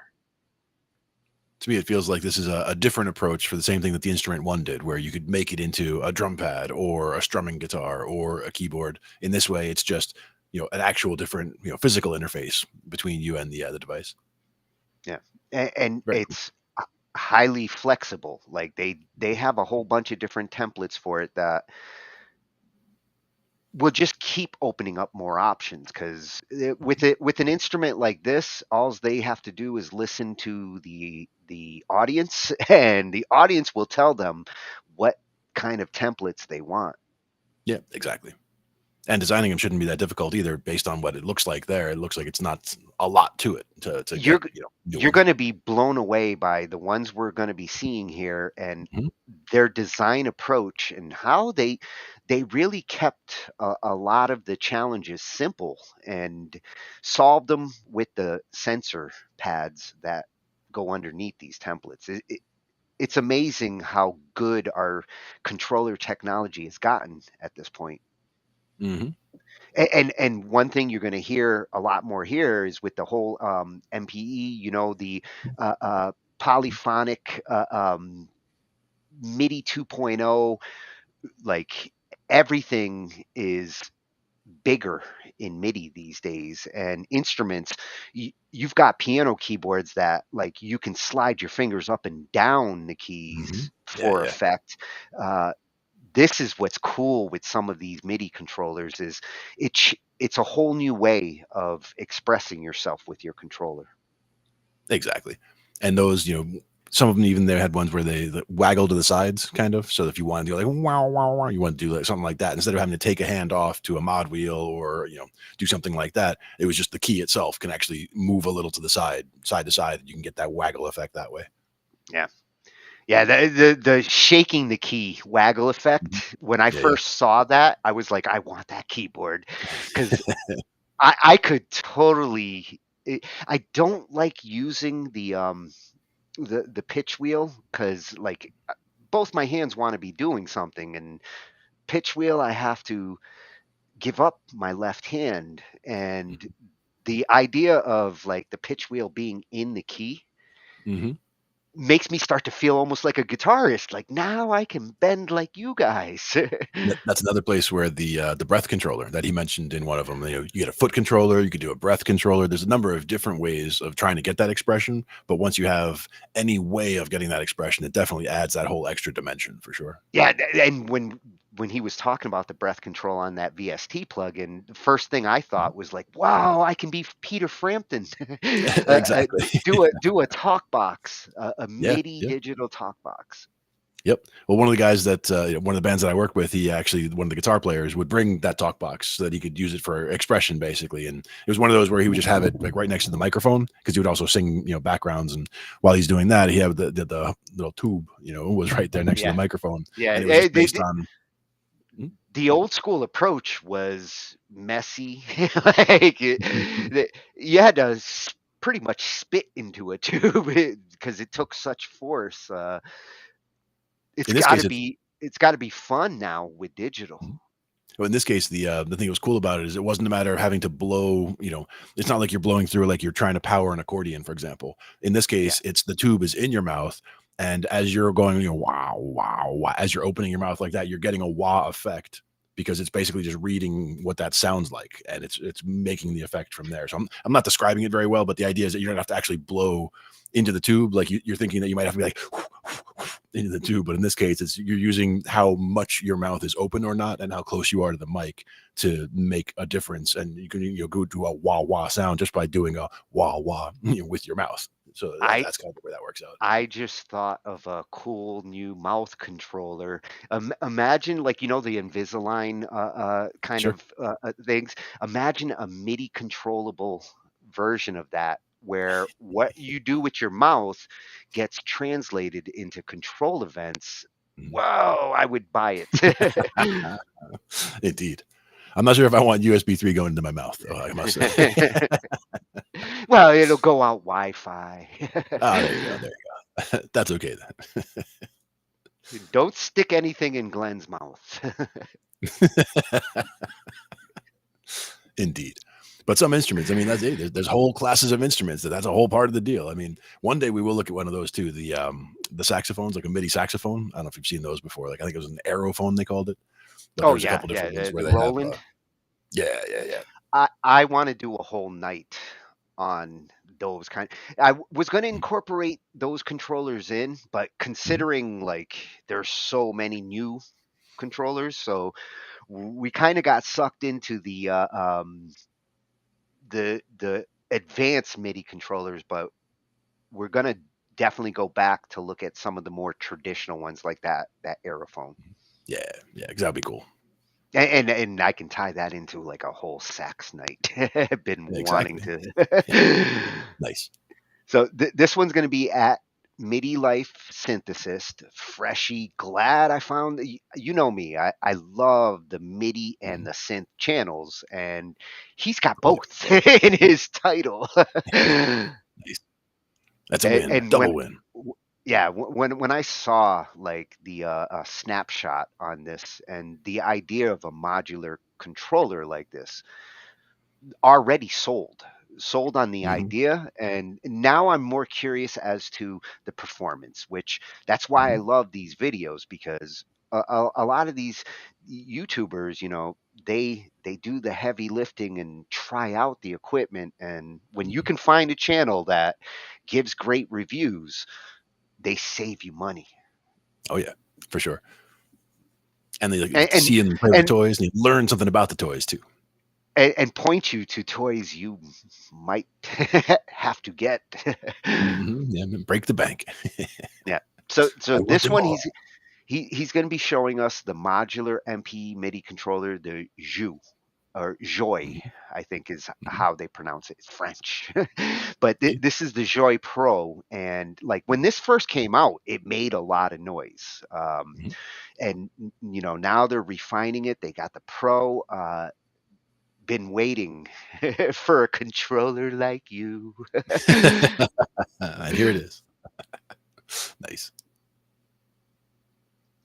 I have a cold again. I don't know, I might be diabetic or something. Hi everybody, I just wanted to say thank you so much for all of you who watched my last video. Getting 180,000 views in just a couple of days was just an insane experience, and I am extremely grateful for all of you for watching and for all your great comments. Funnily enough, even though that video was about a tiny French synthesizer, the question that came up the most in the comments was, what's the name of that tiny French MIDI controller that you're using? Is that an I-Play, a J-Play, a 2-Play? Well, today all will be revealed as I show you this very special little bundle of Joué. See what I did there? This is the Joué Play Pro. A very innovative and refreshing take on the good old MIDI controller stick. Instead of the usual fixed keyboard or drum pads, this controller uses a system of interchangeable pads with distinct layouts that gives you a surprisingly vast array of options, feel, and customizability. Is that a real word? Yeah, customizability. That's a real word. Modular MIDI, if you will. If you're already subscribed, huge welcome back. If this is your first time here, hi, welcome to the Midlight Synthesis. Let's get started. It might surprise you that the Joué is not exactly a new release. There's a video by Tetro right here on YouTube that dates way back to the olden times, pre-COVID, about 4 years ago. I'm guessing that the pandemic and resource shortages played a hand here, but for whatever reason, the Joué pretty much passed completely inadvertently under my gas radar. Fast forward to 2023, and the good folks over at Joué reached out to send me a unit along with a couple of pads for me to try out and review. And just before someone in the comments cries out, "Chill!" No, I'm not being paid for this review. All my opinions are my own. Joué have no say whatsoever over the contents of this video, and they also don't get to see it before you do. So what exactly is Joué? The core of the Joué is this slab of metal on wood with a single USB-C port and a small LED on the side. At the center is a panel where you lay down your pads to play with. As far as build quality goes, it feels really well made and pretty sturdy. So much so that I've been carrying it around with me in my backpack with no issues whatsoever. The cool bit about the Joué are the pads that you slap on top of this thing. They come in various shapes and sizes with stuff like keys, drum pads, or my personal favorite, a guitar fretboard. I have no idea how, but the Joué immediately recognizes the pad that you put on it, so switching out a setup is pretty nice and fast. The Joué not only recognizes the pad you're using, it also remembers all its settings, like what MIDI channel it's on and whether or not you set it up to send MPE or not. And yes, you can set it up to your taste and customize the specifics of your desired configurations on the free Joué companion app, which allows you to map out things like pressure range, note scale, MIDI channel, among other things. The app itself is pretty straightforward and to the point, though I've had a few instances where it got buggy and it either wouldn't recognize my Joué or got frozen for a bit. Thankfully, that was easily fixed by unplugging the Joué and just restarting the app, so not exactly a deal breaker. After that initial configuration, once you unplug the Joué, those settings will carry on, so it's a good idea to make a cheat sheet if you don't plan on plugging this into a computer that often, as is my case. After that's done, it's off to the races, and you can use this with whatever hardware or software you like.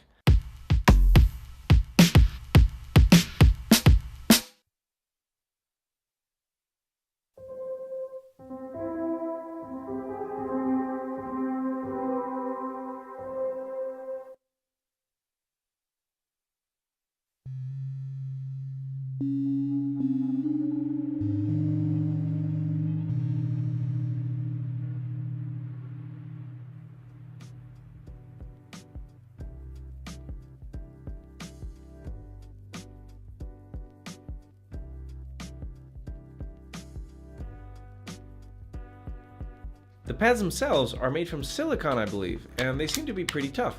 That being said, as with all rubberized materials in music gear and particularly MPE controllers, my only concern here is about the life expectancy of these pads. That is, until they start to break up or maybe fade out after a long period of time. Especially since when you're doing MPE stuff, you press and pull on these things pretty hard. So far though, they're holding up just fine. A good thing to keep in mind is that since these pads are sold separately, you can at the very least replace the ones you use the most down the line if it ever starts wearing out. But midlife, you delightfully deranged beacon of gear lust, I hear you say.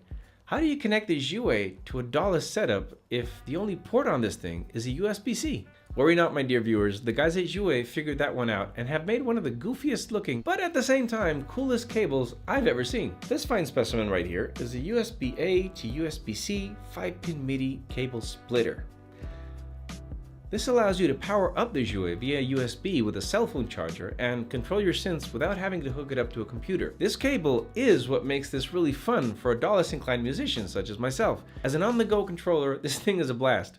It comes with a pouch that fits in the Joué and a couple of pads, so you can basically go around with a huge array of options in a very small package, just like my missus likes it. You do have to do some prep work if you want everything to go smoothly in a DAW-less setup though, since you can't configure things like scales or MIDI channels directly on the Joué without the companion app. Now, once you set everything up, it's a very cool experience.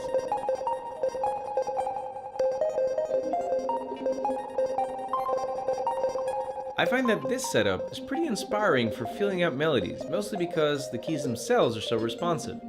If you're comfortable with the keys on a key step, you should be perfectly at home with the size of this. As for the fretboard pad, that one's kind of a hit and miss. It's both my favorite and the most difficult one to use.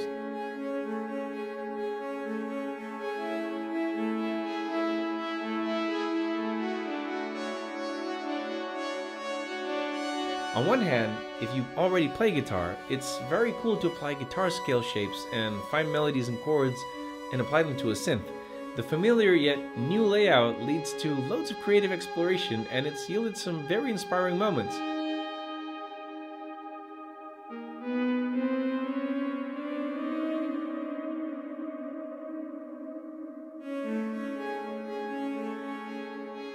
That said, however, this is probably the hardest pad to really learn how to use properly, since you're essentially finger tapping your way along a horizontal guitar fretboard. To put it simply, I play guitar and I still find it pretty weird sometimes. Another thing to note on the fretboard pad is the sensitivity of the y-axis.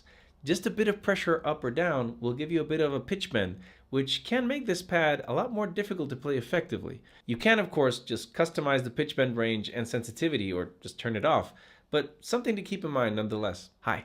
If you're enjoying this video, I would really appreciate it if you could take a second to boop that like button down there. That tiny little click helps this video get seen by more people and keeps this channel alive so I can keep making more of these. Thanks a lot.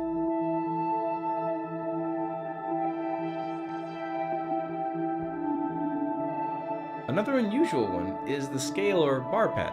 This one's special because you can set it to a variety of musical scales and set the root note on the app. You get pretty much all the traditional scales and some exotic ones. So if you're looking to get out of a musical rut and looking for ways to expand your musical creativity, this is a pretty good place to look. This pad in particular sports some very cool MPE action when going up and down the individual columns. So depending on your synth and your settings, it can get pretty wild. As for the pads themselves, I was pleasantly surprised to find that they were very responsive actually. The layouts are fun and very conducive to creativity, but I would caution anyone thinking of making this their main daily driver. For one part, they're great at making drum beats or improvising melodic lines and getting freaky with your MPE, but they're also pretty constraining if you want to play more complex patterns across a wider range of octaves, or make chords, though this is also true for pretty much any MIDI controller of this size. The second issue is that even though these pads are rubbery and kind of soft, you're still hitting down on a fixed surface, which can get a bit fatiguing on your fingers after a while since there's no travel or cushioning here to speak of. I think it would also be fair to mention a few cons compared to other MIDI controllers in the same price and size bracket. To me, the biggest con here is the need to configure everything on the companion app.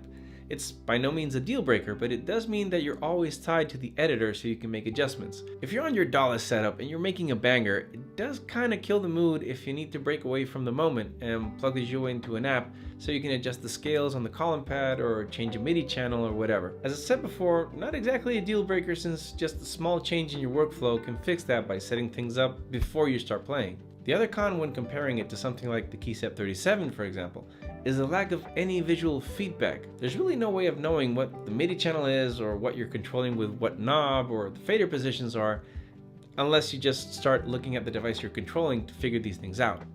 Also, the KeyStep 37 has other functionalities like chord mode, strum mode, sequencing capabilities, arpeggiator, etc. It doesn't have MPE, but it does have CV outs, so that's another thing to keep in mind. So who exactly is the Joué for then? I see this as the perfect companion for iPad music producers, on-the-go DAW users, and DAWless musicians looking for having lots of options in a small footprint. The sheer versatility of having 4 controllers in just one, in this size, coupled with MPE functionality, and why not just say it out loud? The very cool looking aesthetics make this a very interesting choice in an otherwise pretty crowded and monotonous MIDI market. The Joué stands out as something fresh, a return to the playful nature of making music, and I'm pretty happy it's here. If you made it this far, I can't thank you enough for watching, and if you want to support this channel, you can do so by joining my Patreon, where you'll find just the most amazing group of people on any Discord ever. You can also do a lot to support the channel by just subscribing, or using one of my affiliate links down below to get yourself that shiny new piece of gear you've been wanting to buy the whole week, but you didn't want to tick off your significant other. Go ahead, it's our little secret. As always, thank you so much for stopping by. I hope you found this video useful, or at least entertaining. Have a great week. See you in the next. Oh, don't tick off your significant other. It makes it hard to make No. music. You won't be able to buy the new toys then, for sure. Well, yes, you have to check with them before. Indeed. Or Good stuff. hint I really to like them. the modular. Like I said, Hint to the them. modular Or, Mhm. yeah, if you hint to them, like come birthday or Christmas. And maybe you get the keyboard one for birthday, and then you get the the guitar neck one for Christmas. Kind of split Well, it up. and what I'm really curious is the different costs, like for the templates, because that would be important to me. And he kind of hits the nail on the head with the app dependency. That Mhm. it wouldn't be a deal breaker for me, but Right.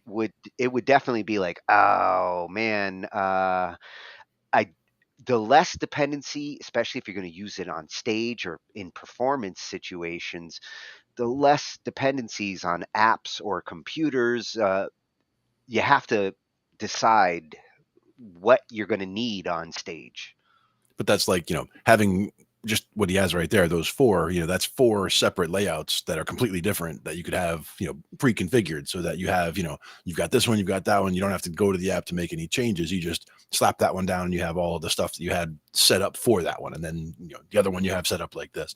I get what you're saying, where you might want to use, the guitar neck one for, doing a strings and slides and stuff right now. But then you have another song coming up in a few minutes where you want to use it to do, strumming chords or whatever. There's different ways you might want to use them. Having ones that you could, I wonder if you have just multiple different ones, if you could have this one configured one way and that one configured another way.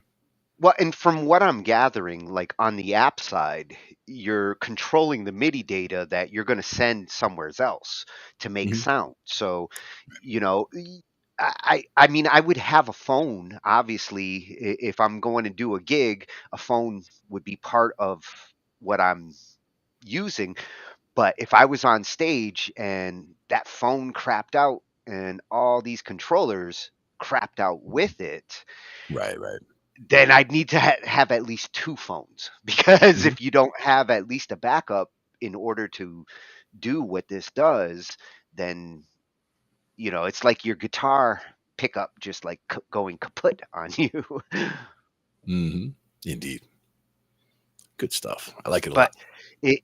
it is an interesting approach to a MIDI controller. A lot of flexibility, and he mentioned I don't know how it recognizes which pads. My guess is there's got to be some identifier chip or something. If you put that pad up the upside down, does it still work? My guess is it probably is something similar to whether it's magnetic or a chip, like you said, something where it looks like it's just silicone and there's nothing on it, but there's something embedded in there that when you slap it down, it's reading through there for sure. Yeah, there's got to be some kind of identifier that it's picking up before it starts picking up the hits. Yep. But I'm going to look more into that. All of these controllers, I'm going to find a way to try them. So at MIDI Life Synthesist, awesome channel. So glad to have found you. All Very the cool gear that I ever want to have, he's got videos on. Kid in the candy store. Now, they had mentioned earlier a Tatro video, because Tatro's that good. He covers gear, and he tends to do it before everybody else, so he gets early access sometimes, and he's gonna talk about here Bluetooth MIDI controllers, which has always been I'm cautious with, but he's going to provide a good argument for why your typical Bluetooth concerns aren't as big of a deal when you're talking MIDI controllers. MIDI's lightweight data, and Bluetooth is more than fast enough to actually deal with that pretty good. Yeah, for sure. And then, like you said, the difference in the size of the data is just enormous. Yeah. Well, with MIDI, it's like dealing with text files versus a full-blown video or a full-blown audio file.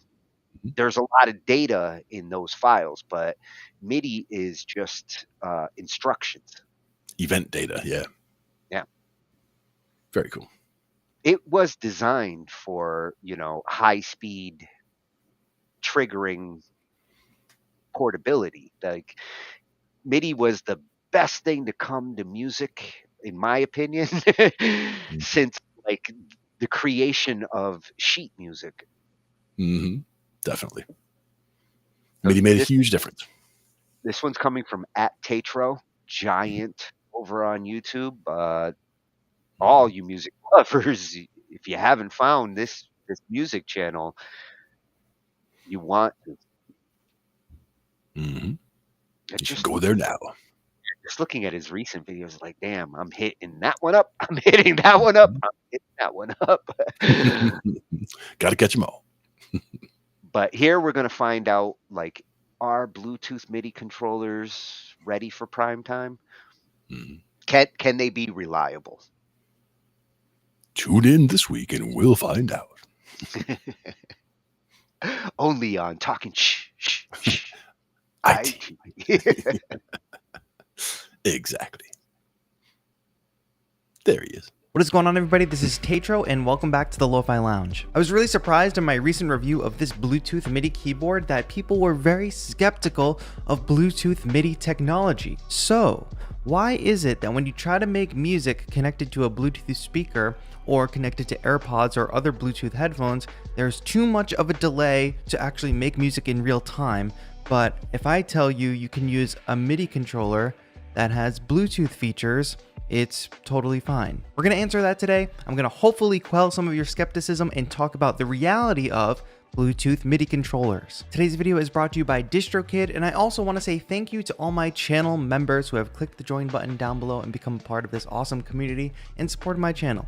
Thank you all so much. Okay, so the big problem is latency. Latency is the word for that delay you hear if you have a problem with your computer settings and you press a key on your keyboard and the sound is delayed. If there's too much delay and you can't play in real time, that's called latency. And that's what happens if you try to make music with Bluetooth headphones on or a speaker connected via Bluetooth. It's just too long of a delay to actually make music in real time. Now, most DAWs have a latency or a buffer size setting in their preferences that you can use to lessen this delay even with a wired MIDI controller. Now, my buffer size today is going to be set to 64 samples, which is about the lowest I can go without having any performance issues. But I can actually set that up to 256 samples before I start sensing any delay. This is something you should look into with your DAW regardless of if you're using Bluetooth MIDI controllers if you're having any latency issues. But no matter how low you set that latency value, you will never be able to make music connected to a Bluetooth speaker or connected to Bluetooth headphones. So again, why, and I'm going to demonstrate this in a minute, are you able to use a Bluetooth MIDI controller to make music in real time and not a Bluetooth speaker? And the reason is MIDI is a very easy data to transmit. Usually it's very simple information like note on and note off. Of course, we also have velocity, which is how hard or soft you hit a note. Those are just like numeric values, very simple, very small data to send over a wireless connection. Whereas audio is much bigger data to send over a wireless connection. It's possible, but getting it down in real time or close enough so that we feel it in real time, it's not quite there yet. Maybe someday. But I'm going to talk about why sometimes you see this speaker in my videos. How the heck am I even wearing wireless headphones in some of my videos if what I just said is true? But first, I want to give you a real-time demo of 3 separate Bluetooth MIDI controllers so you can see them in action and see how they perform under a wireless connection. Now, I'm not a robot. I'm going to be playing in real time to a metronome, so some of the notes you see will be off the grid. But if I sense that there's some non-human error happening, like an error with the wireless connection and sending the notes, I'm going to point that out. Let's start with this keyboard controller.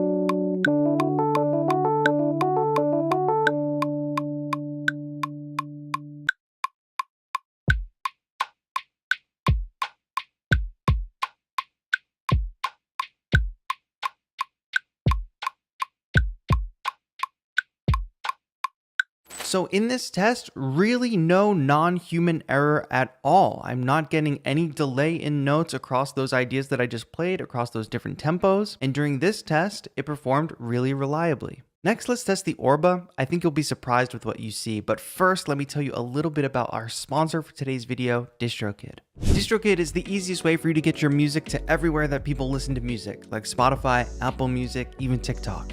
I've been using DistroKid since well before they've ever sponsored the channel, and the reason I chose DistroKid as my distributor is because you just have to pay a single annual fee and you can upload as much music as you want throughout the year. The Be Prolific model is what really got me. It's really simple to upload music with DistroKid, but they also have a lot of other cool features for artists to help you promote your work or just make things easier.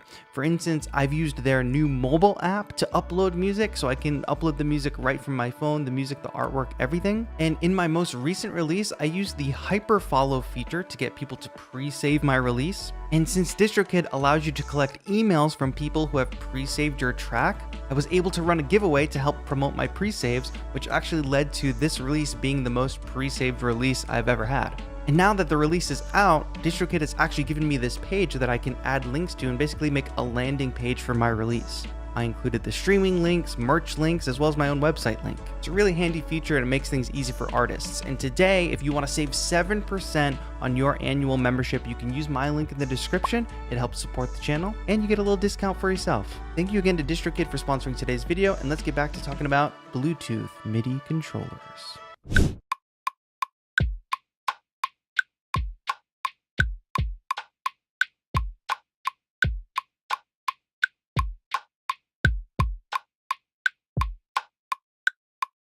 So in this instance of recording with Orba, I actually did have some non-human error, I believe, and a delayed note there in bar 3. I'm pretty confident that I was playing in time and that note was just too far delayed. Now that's a problem with the wireless connection there for sure. But I ran another test, played for a little bit longer, and had no non-human error. And the reason I did that was just to be fair to Orba, because no matter any of the controllers that I show you today, Bluetooth technology, Bluetooth MIDI technology is not perfect, and that's not what I want to show you here today. I just want to show you that it's reliable enough for daily use. You will have more errors than a wired connection, because with a wired connection, you're pretty much never going to have note dropouts because it's wired. But it just so happens with the first test, we didn't have any of those non-human errors. I can't recall if I've experienced it with this controller, but I wouldn't be surprised if there was some percentage of non-human error with any MIDI controllers. And on that note, why don't we go ahead and give a shot to the Lumi.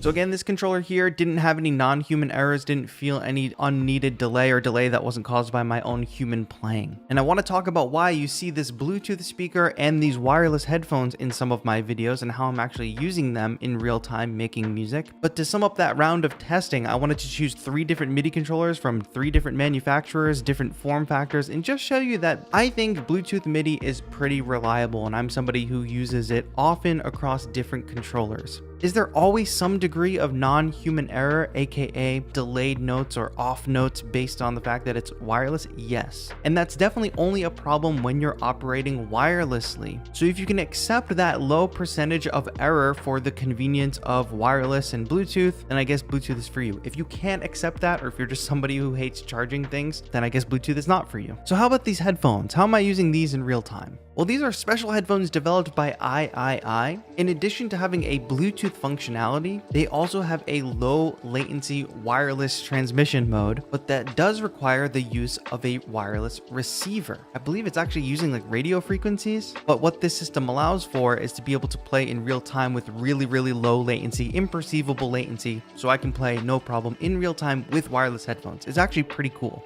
but this isn't Bluetooth. You can set them to Bluetooth mode, but I'm not using them with Bluetooth when I'm making music. It's a different wireless technology. And you probably saw this in some of my videos, my JBL Flip 4 speaker. How am I using this when making music in real time? Well, I'm never using it connected via Bluetooth when I'm making music in real time. It instead, on the back, has a port, and it's an aux cable port. So usually if I'm just out and about in the field and I don't want to use headphones, I want to play out loud, I connect this with an aux cable to my computer or whatever device I'm using. It's a hardwired connection. I'm not using Bluetooth technology when making music in real time. So I hope that cleared up people's skepticism and fear of Bluetooth MIDI. What do you think? Let me know in the comments down below if this either convinced you one way or the other. If you're just flat out against Bluetooth MIDI, I would love to hear from you. For me, I would love to see more controllers incorporate Bluetooth MIDI technology because it's just so nice to be able to play without a cable. It's so nice. Thank you again to DistroKid for sponsoring today's video, and thank you again to my channel members who support this channel every single month. You really make a lot of things possible so that I can do more interesting videos, and I've got a lot of cool stuff planned for you for the rest of the year. Thank you all so much for watching. This has been Tatro. Have a good one.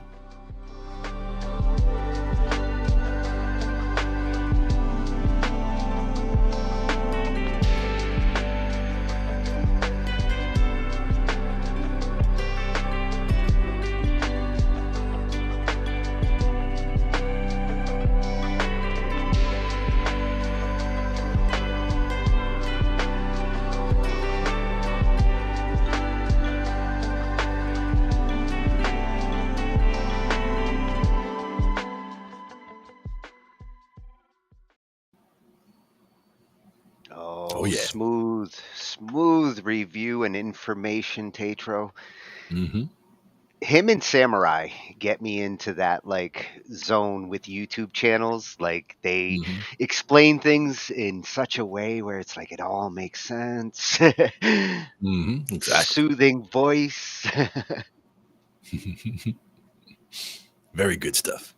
And again, it all comes down to how you're going to use it and, you know, what you're using it for. Good demonstrations for sure. He might have actually convinced me more on the headphone side with Bluetooth. With a headphone like that, that's versatile and has the wired option as well as the Bluetooth option. That's a useful set of headphones. And same with some of those controllers, being able to utilize them with Bluetooth when you don't want to deal with the wires and it's reliable, or the option of plugging in with the USB and getting the benefits of faster speeds. It's nice to have instruments that can do both in those situations. Exactly. I used to use the Bluetooth speaker and do the wired, the wired connection for it when I would use the iPad, for example. And I wanted to do, iPad GarageBand, just screw around with whatever. Instead of just using the built-in iPad speaker, I wanted it to go to a better speaker. But if you put it through, like you're saying, you try to put it through Bluetooth or whatever, it's going to be a little bit delayed. But you just go straight wired out and you're good.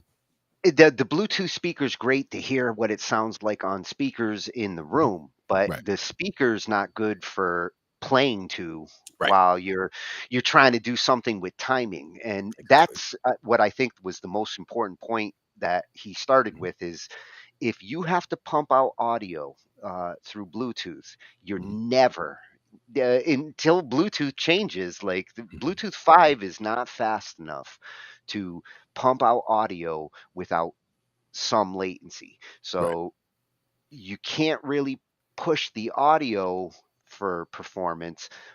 But if you're just doing little bits of data like MIDI, they are reliable enough. The slow tempo test he did, no problem. As the tempo gets faster, I can see it starting to break up. If you hit that like 180 plus BPM, you might get an occasional little dropout. Yeah. And even then, I mean, if you're playing that fast, I mean, there's also human error. You could miss a note just in your playing. So there is that too. Well, and that even happens over just with the MIDI side. I go back to like the very early days of MIDI in the 80s, stuck notes or like a note that didn't pick up when it's supposed to was a really common thing.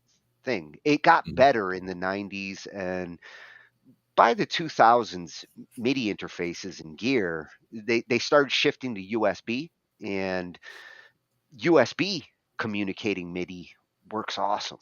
And like you said, the MIDI data is so small in the first place. Definitely easy to transmit. Yeah. And now with USB 3, MIDI didn't really need the speed benefits of USB 3, but at the same time, it doesn't hurt to have that super fast bus. Sure.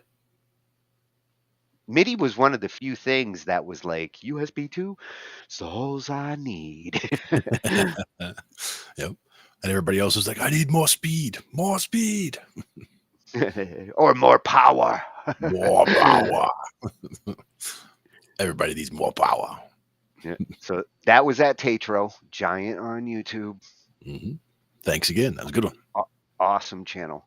And now for the sexiest pieces of gear that I have come across.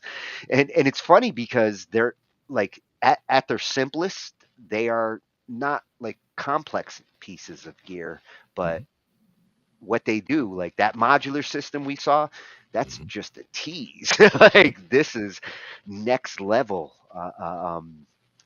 tactical interfaces. And this one, if I don't get it for music, I might get it for video editing, because that would be so useful right there. That template. Exactly. For my workflow. I can see that being awesome in a lot of ways. Yeah, is that? Yep. I heard it. So good. Another Freshy channel, and again with the name Tech of Tomorrow, I'm sold, because I want to know what gear is coming down the pipe. And a channel with that kind of mentality, you don't have to twist my arm to come back. Indeed. Oh, and he's going to be talking about ditching the HDMI cable. Something I have, it's something that I would love to do in this room. And it's gotten there with the video over LAN and video Wi-Fi options nowadays. You don't necessarily have to run cables all through your room. Exactly. I will be back for that after the show. But what he's going to do here is give an awesome review of the Sensei Morph. And calling it the ultimate MIDI controller is actually almost fitting. I mean, we'll see how it performs, and if it lives up to its hype, it could very well become the ultimate MIDI controller. Nice. It has That's awesome, just from what I see there already. It has that level of potential. Very cool. What's up, tech fans? Today we're going to be taking a look at something that is a really cool idea, but at the end of the day, I think you guys will see why I have come to my conclusions. Now, the product that we're talking about is the Sensel Morph. Now, the Sensel Morph is essentially a flat MIDI controller with several different overlays, each one with its own MIDI presets, so no matter what kind of project you're working on, chances are there's an overlay for it. Now, the Sensel's pressure grid, it has two sensors. The first is a positional touch sensor, which has 6,502 dpi for tracking accuracy. The Sensel can detect any touch anywhere on its surface, however. Now, the second is a force touch sensor. This has actually 20,000 pressure sensors. The Sensel has the ability to detect touch as light as 1 gram and up to as heavy as 5 kilograms. The Sensel can also detect any object on its surface: fingers, paintbrushes, stylus, and even a gloved hand. And the Sensel has palm rejection options, so you can draw or use a stylus naturally as well. The Sensel also has a latency from 2 milliseconds to 8 milliseconds, depending on the mode you're working on, from full resolution to high-speed modes. The Sensel's also pretty portable. I mean, it's really just about the size of an iPad, if not a little bit thinner. It's about 9.5 inches by 6-7 inches long and only about 0.2 inches thick. The Sensel has a rechargeable 420 mAh lithium-ion polymer battery and can be used with USB or Bluetooth. And in the box, you get a decent length micro USB to USB cable, as well as the user's guide to get you up and going. Sensel also claims that the Morph can work in any environment, be it rain, snow, or even completely underwater. Now, how you're going to be doing something completely underwater, I don't really know, but maybe you could take your cell phone and dive down in with the Sensel and it'll work, but I ain't going to be going and doing that. The really cool idea, however, behind the entire Sensel Morph is that it works with a bunch of various types of swappable rubber overlays, from music production, video editing, to typing, and even gaming. Now, the key to running all of these different rubber overlays is the Sensel app, where you can customize each one of these overlays to fit your needs. The Sensel app is only available on Mac and Windows though, but the Morph can be used as a USB MIDI controller for Android and iOS devices. The Sensel is pretty good about auto-detecting what kind of overlay you put on it too, and within the app you can change about any button or slider on any overlay to do pretty much anything you want. And changing these parameters is pretty easy as well. Simply click on a button you want to change and various options will appear below it. You can set anything from various MIDI controls to keyboard buttons, and you can even put it in MPE mode, which is MIDI polyphonic expression, which gives each finger control over pitch, timbre, volume, and more. Currently, they have about 8 overlays available, 4 for music, 1 for gaming, 1 for video editing, a keyboard, and even a transparent one for creating your own customizable overlay. The gaming overlay pretty much turns the Sensel into a big flat controller. On the left side, 2 L buttons, a select button, a flat joystick controls, and a D-pad. In the middle is a giant trackpad. On your right-hand side, 2 R buttons, a start button, a flat joystick, and your X, Y, A, and B buttons. You also get 6 preset buttons up top so you can save different configurations. There's also a QWERTY keyboard overlay, which feels okay for a flat keyboard, but with no key rollover, accidentally hitting other buttons might become a problem. But this is definitely practical for times when you don't have a keyboard, like using your phone or on tablets. Another overlay is the video editing overlay, which simplifies your workflow by putting all your shortcuts into a single button. Every button is also labeled on the overlay, so any shortcut you send to the Morph can easily be found. Now, being a musician, my favorite overlays are the music production overlays. You get a piano keyboard with 24 keys,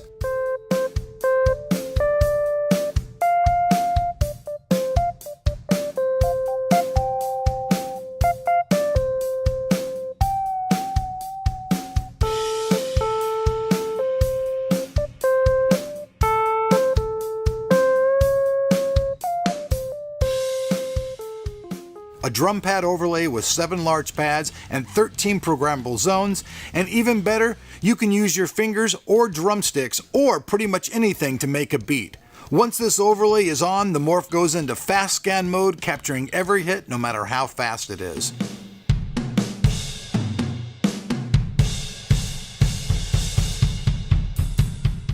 Now, they also have a launchpad-like overlay with 16 notepads and different MIDI, knob, and slider controls, and even piano keys at the bottom, which of course you can change to anything you want.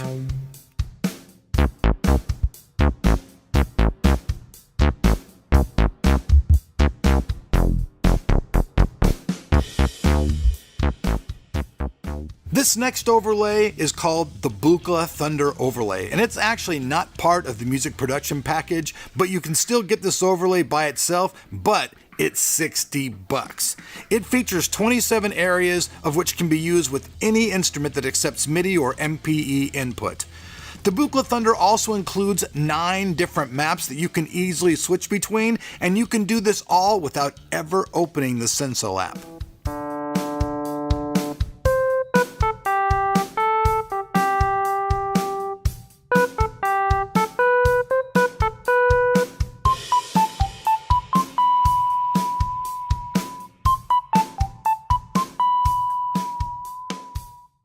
Now, the last overlay is a transparent one, which means that you can pretty much create and draw out your very own overlay. Now, this is customization to the max, meaning that you can make it do whatever you want it to do, wherever you want it to do it. With 3 different shapes to choose from, you can set up your buttons to be any size you want and even any color you want as well. And with a little programming, I would have to say this overlay seems like the all-in-one package, because you can pretty much turn into any overlay you want to. Now, before I get into my conclusion, on the Sensel website, you can get the Sensel Morph with one overlay for $249. Now, they also have the Music Maker's Bundle, which is the Sensel Morph and 3 overlays, the piano, drum, and the music production overlay. This is $280. Then they have the Sensel Morph with the Buchla Thunder overlay. That's also $270. And like I said, the Buchla Thunder overlay is about $60. All the other overlays are about $35. Now, I have to say that, this unit is a pretty cool idea, and the fact that it uses haptic force feedback, so when you're touching the buttons you get that little kind of vibration, that's all kind of cool. But here's the real thing to me. Using all this stuff, especially for music production and stuff like that, I think that for your PC or your Mac, you can get better things to do it with. Like if I was really trying to save money for music production, I would probably go with IK Multimedia, just that some of their stuff to me is a little bit easier to use. Now, if you're on your phone and you're wanting to do stuff on your phone, then obviously this could be something, that you could take with you and do whatever you want. But at the end of the day, I think that it's a little bit too pricey for what you get. Honestly, I don't think that I personally would go out and buy this myself, but there might be other people out there whose opinions different. It's a cool idea. It's a little bit pricey. Maybe with the little adjustments in the future, and as they get the product going, this is probably the first run of it, and they make stuff that's actually full size, maybe this will come more into fruition, especially if they can get that price a little bit lower. Right now, like I said, at the prices that it's at, it's not for me. But hey, like usual, we'll have all the information about this particular product down below, so if you want to get more information, check out some different videos, or just get some more opinions, or because you like it, you want to buy it, we'll have all that information down below. Also, if you like what you see and you like the channel, hey, make sure you hit that sub button and turn on notifications, so hopefully we'll see you guys back here on the channel. We'll see you guys back here on Tech tomorrow for more tech tomorrow. I like that. That was a good one. More tech for tomorrow. Yeah, well, I was actually looking because I got curious about the price, and they discontinued it. Well, looking at what happened, it has been discontinued, although they're still selling the overlays and the accessories. The base model, they're no longer making, and it was discontinued because cost of production, I think, might have been their biggest challenge. This was ahead of its time, I feel. I love the idea, yeah. This is something that I could see demand building up for, and more customers bringing down costs and all that. But this is the kind of controller that might take time to get into, because I hadn't even heard about it. Nope, none of us had. I remember at one point seeing a computer keyboard that came out where each key it's a little screen, right? It's only so you could customize every key to be anything that you want. And that's great. And there's great ways that you can use that to customize and improve your workflow and things like that. But it's unnecessary. Like you don't have to have that to run the computer, right? Like the computer runs fine without it, but it's a neat gadget to have. Same idea with this, that seems like there's a lot of aspect that would be cool for it, but I really like the customization options. I think that was the biggest point. Well, and for me, the video editing template, and he answered my one question: can I make a custom template? Because I would want to with this, and if I can, looking at these prices, I'm seeing them as low as like 400-ish, like Reverb, they've got it for 450. You got to buy it used now, but if I can make a custom template and for about $400 or $500 get me a customized video editing template and the one that they have there, still worth it as a controller for multiple reasons. So my only other concern, like Darian mentioned, like when you're buying something that's discontinued, that's a tough choice. But if what it does is so useful and it serves its purpose, as long as it's solid, as long as it's going to keep working through the years, I've bought used keyboards before. Well, there's also the did fact pretty that right. if there's a lot of interest in a product that was discontinued, that could also, bring a product back, for example, where if it was such a good idea and they see that there's demand out there, they can figure out what the problems were, figure out a better way to, to get it done and, have it come back. Yeah, I could see this technology like maybe getting bought up by a company that's willing to, you know, uh, um, take the long haul in development and build a market around it. I certainly wouldn't give up on that technology. It's a very interesting approach for not just MIDI controllers, Mhm. computer controllers in general. Yeah. Computer interface for sure. Yeah. And I like the fact that it does look like they, had that in mind. Like they're not just, saying, oh, this is just a music thing or this is just a video editing thing. This is, and they see that, by making it customizable, it was looking to the future.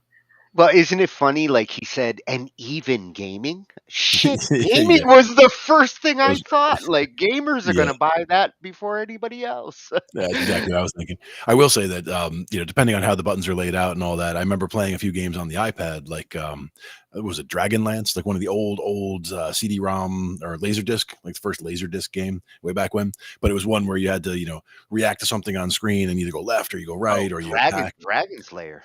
There you go, And Dragon's Lair. Space Ace. Dragon's Thank Lair and Space Ace. And it was Dragon's Lair that I had on there, but just the controls, like where it was, you're trying to hit a little small circle on basically an iPad screen, and it's like it was really easy to miss, so it was like not as comfortable as an actual controller would be. But in this case, it looked like the overlay that went on there looked like it had those as separate buttons or as separate things where you can feel the difference of what's here or what's there. Well, and we've talked about like building like the ultimate video game stand-up console, and Yep. with different controllers and the ability to like replace the controller area, I'd slap one of these in some cases for some games, and you might actually solve multiple controllers that you need. I saw I only saw the thumbnail, but it was talking about omnidirectional treadmill, basically the type of thing that you would need in order to have a virtual reality room where you can stand in a room, stand in one spot and basically walk and have the ground just kind of moves under you, or your feet just kind of feels like you're walking and you're moving forward in your virtual reality, but you're staying in one place physically in the room. Yeah, I've seen some of those floor pads where like the one I saw, they had to wear special socks in order to do it, but I envision something more like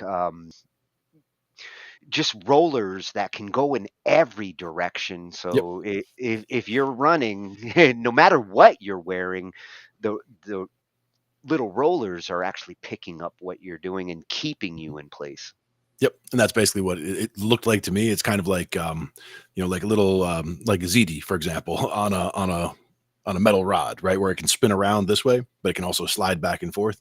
So if you were walking, like it would be rolling around on the, and if you wanted to move side to side, it would be sliding back and forth. So I could see that type of mechanism going, but I think it was just on a very miniaturized version where you're essentially walking on ball bearings, but not to the point where you just, slipping and falling all over the place. Like you would have to get used to it, of course, but I think there's some amount of pushback where it's not just, zzz, and you're gone. Yeah, that is a technology that I would like to take a look at. Maybe we can have a gaming night where we mix some gaming music with some cool new controllers. I like it. Yeah, I'm in. See, that's how you twist Glenn's arm. Video games, I'm sold. Yeah. So thank you at Tech of Tomorrow. I love the channel idea. Like, show me what's coming. Exactly. And sad to see that that's discontinued, but I think it was ahead of its time, and it was the Tech of Tomorrow. Yep. And again, good enough ideas, even if it didn't quite work out the first time for whatever reason, if it's a good enough idea, it could come back in some iteration later. Yeah. In some form. Yeah. A good idea never truly goes away. Exactly. And we've been exposed to it now. So we have the good idea. Yeah.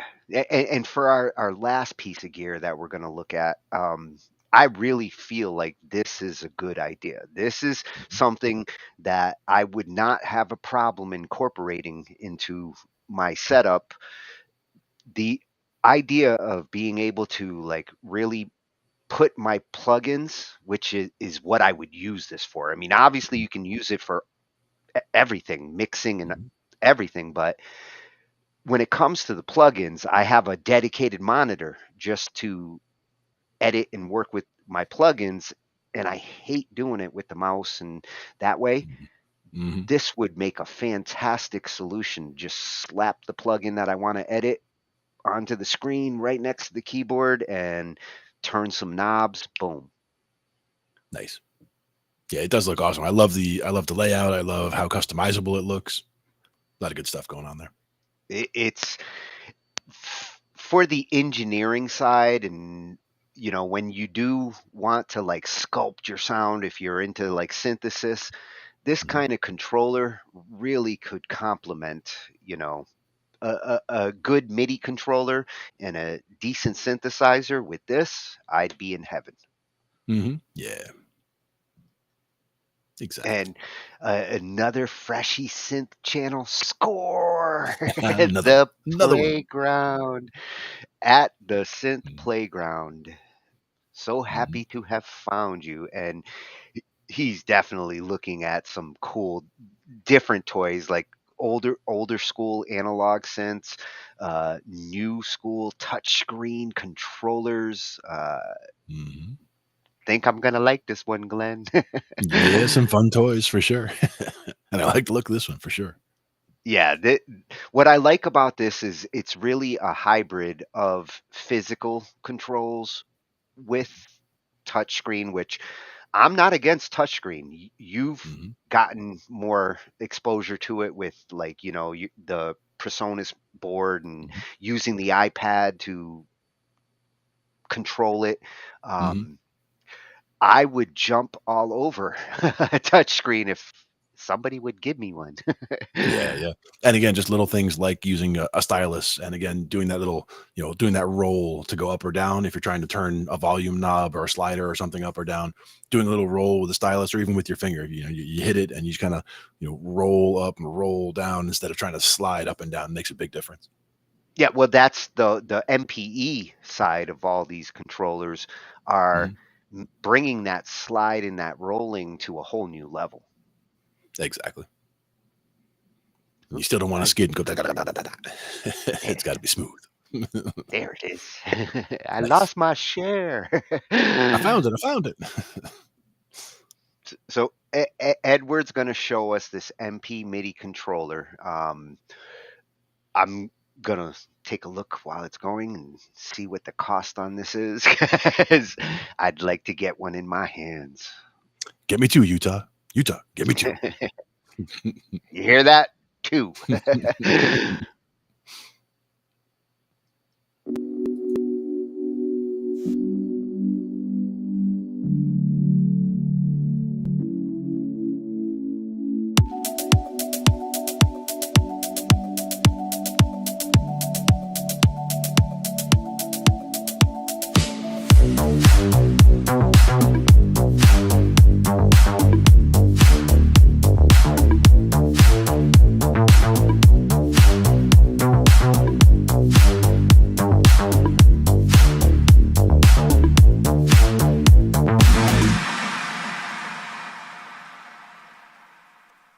It's been almost half a year since the last video, but brace yourselves for what will follow.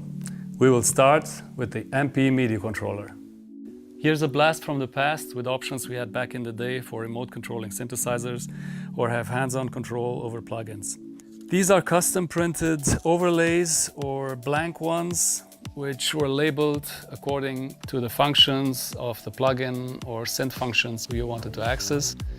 And they were a pain to work with. Some of them failed after years, and these are basically just collecting dust. But today we will find out about the future. I've been following its development since its early announcement, and to me this is one of the gear highlights of the year. People keep asking, what is it? Standalone, a processor, a controller? How does it work? Well, the MP MIDI controller is a controller, as its name says, and it does not make any sound by itself. You open the MP host plugin in your DAW of choice, which is basically a container for the plugin you pick from the list of installed VST2, VST3 or audio unit plugins.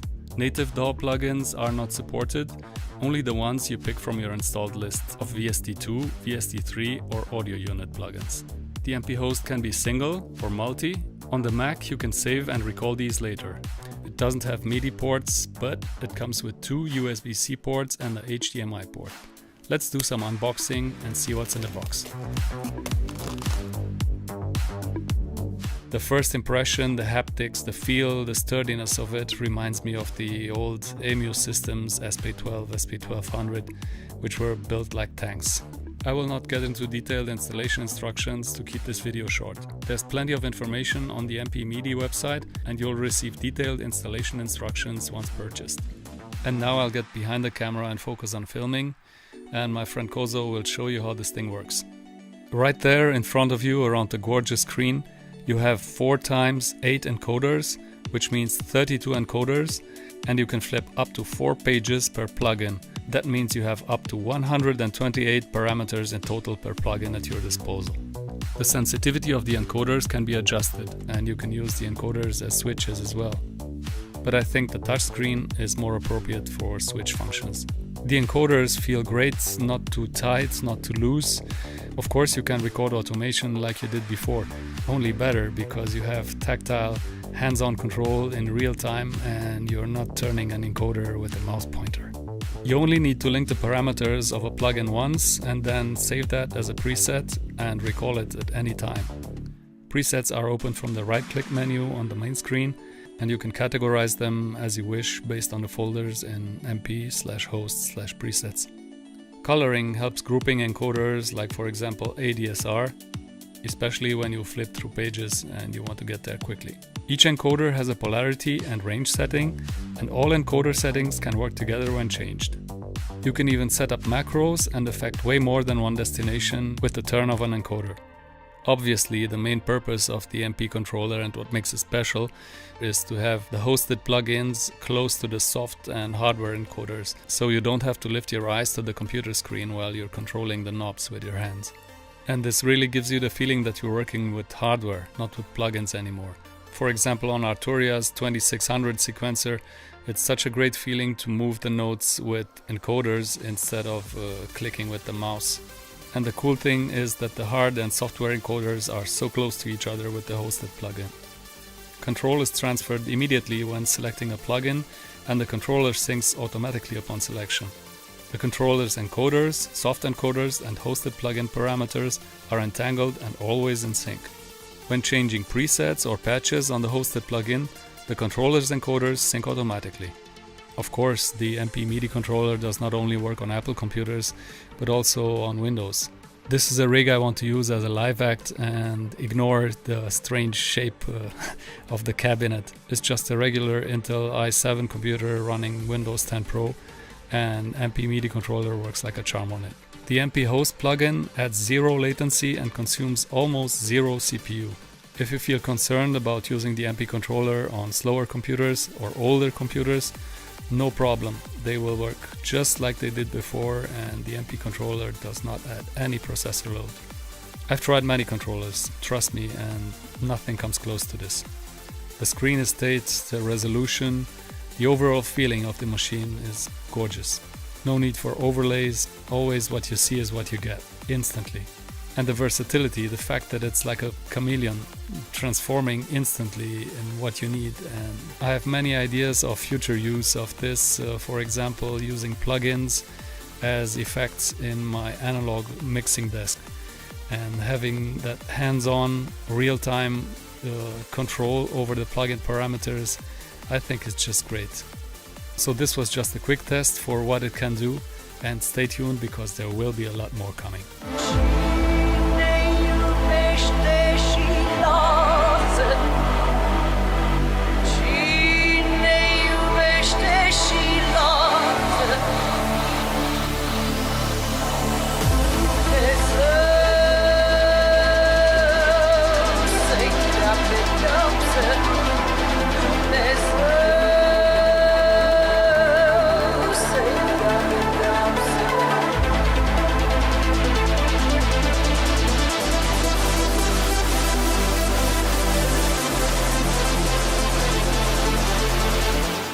This is a track I'm working on based on a traditional Romanian folk song from the 1930s, and it's great fun to twist real knobs instead of doing it with a mouse pointer.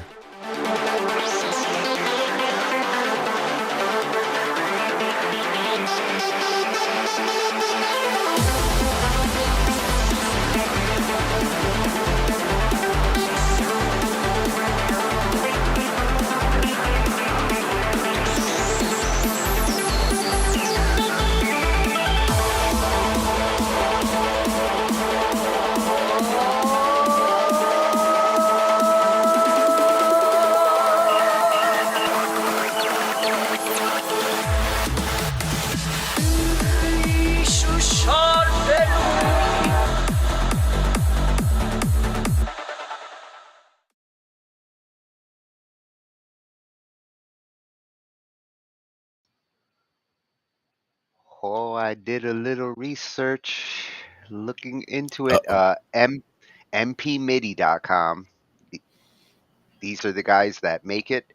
And surprisingly, when I went to go look at the shop online, like this is not out of my range of consideration. 780 euros. What does that translate to in American? Do you know? Google would know best. They'll change all the time as far as the exchange rate. So I usually just ask Google like 780 euro in dollars, and it would tell you exactly.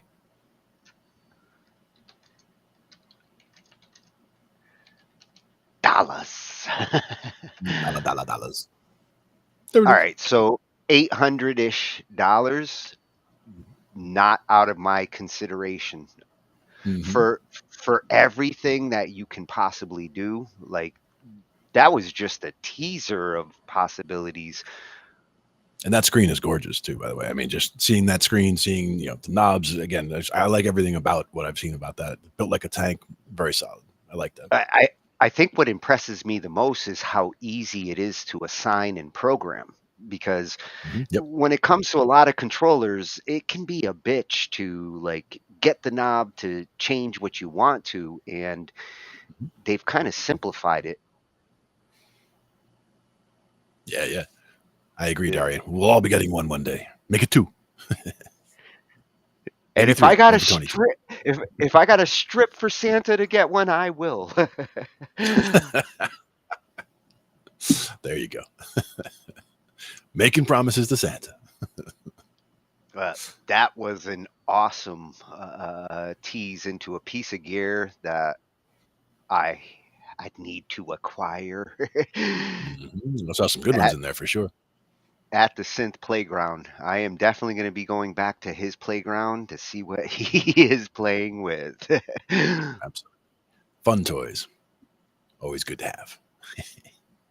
Yeah, we these gear whore nights they are like some of my favorite. I any of you companies out there, if you want good solid reviews and exposure to the musicians who play with toys like this, hook us up. We'll hook you up back. Indeed.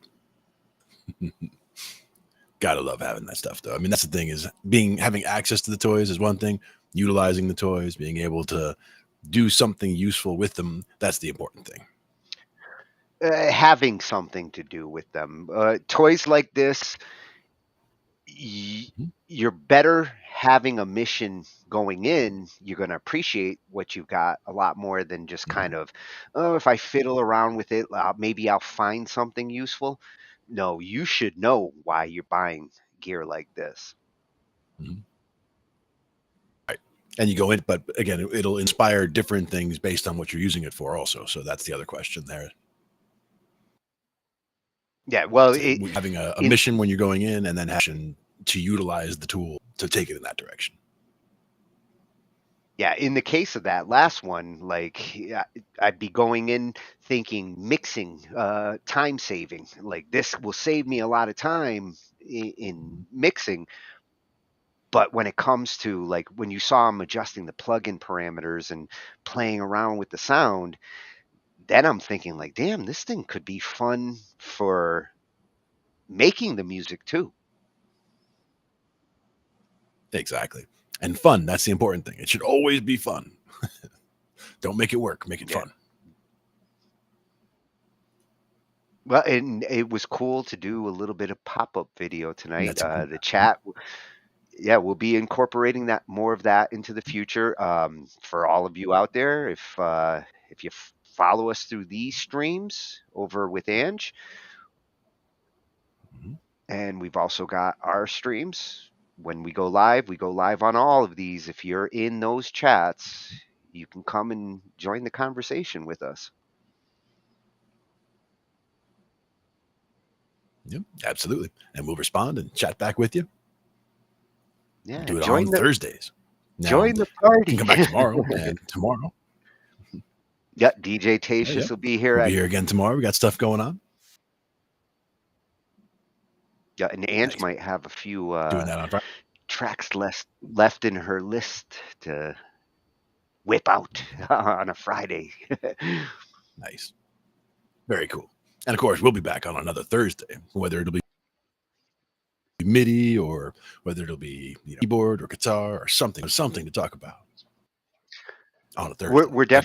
We're definitely going to look at more controllers in the future for different types of musicians. The Aerophone, whole night on that one. And I'll see if I can find that video for the little Raspberry Pi powered thumb kalimba. I think is what that one turned out to be. little plink plink plink. Let's try to get that one too. I got a Pi, and I know how to use it. Me too. Right up there. Exactly. But thanks everybody for coming out and joining us on Talking Shhh I.T. with Glenn and Tony. Good night, everybody. Night, everyone.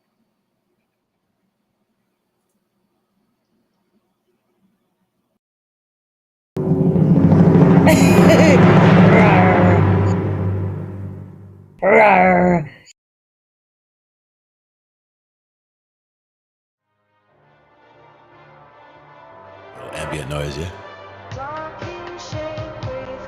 So now you're grabbing some BandLab clips.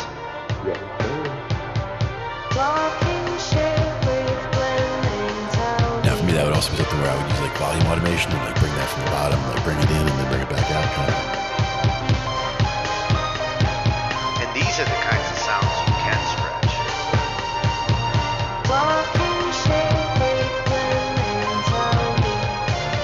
With this AI, like stretching it actually can be cool.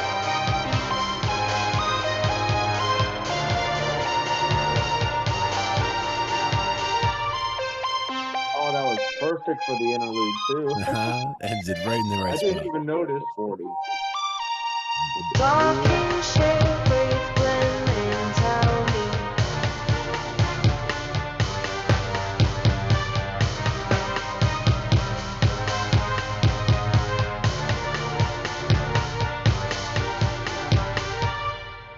didn't even realize the texture faded out at the interlude until it happened. I'm like, wait a minute.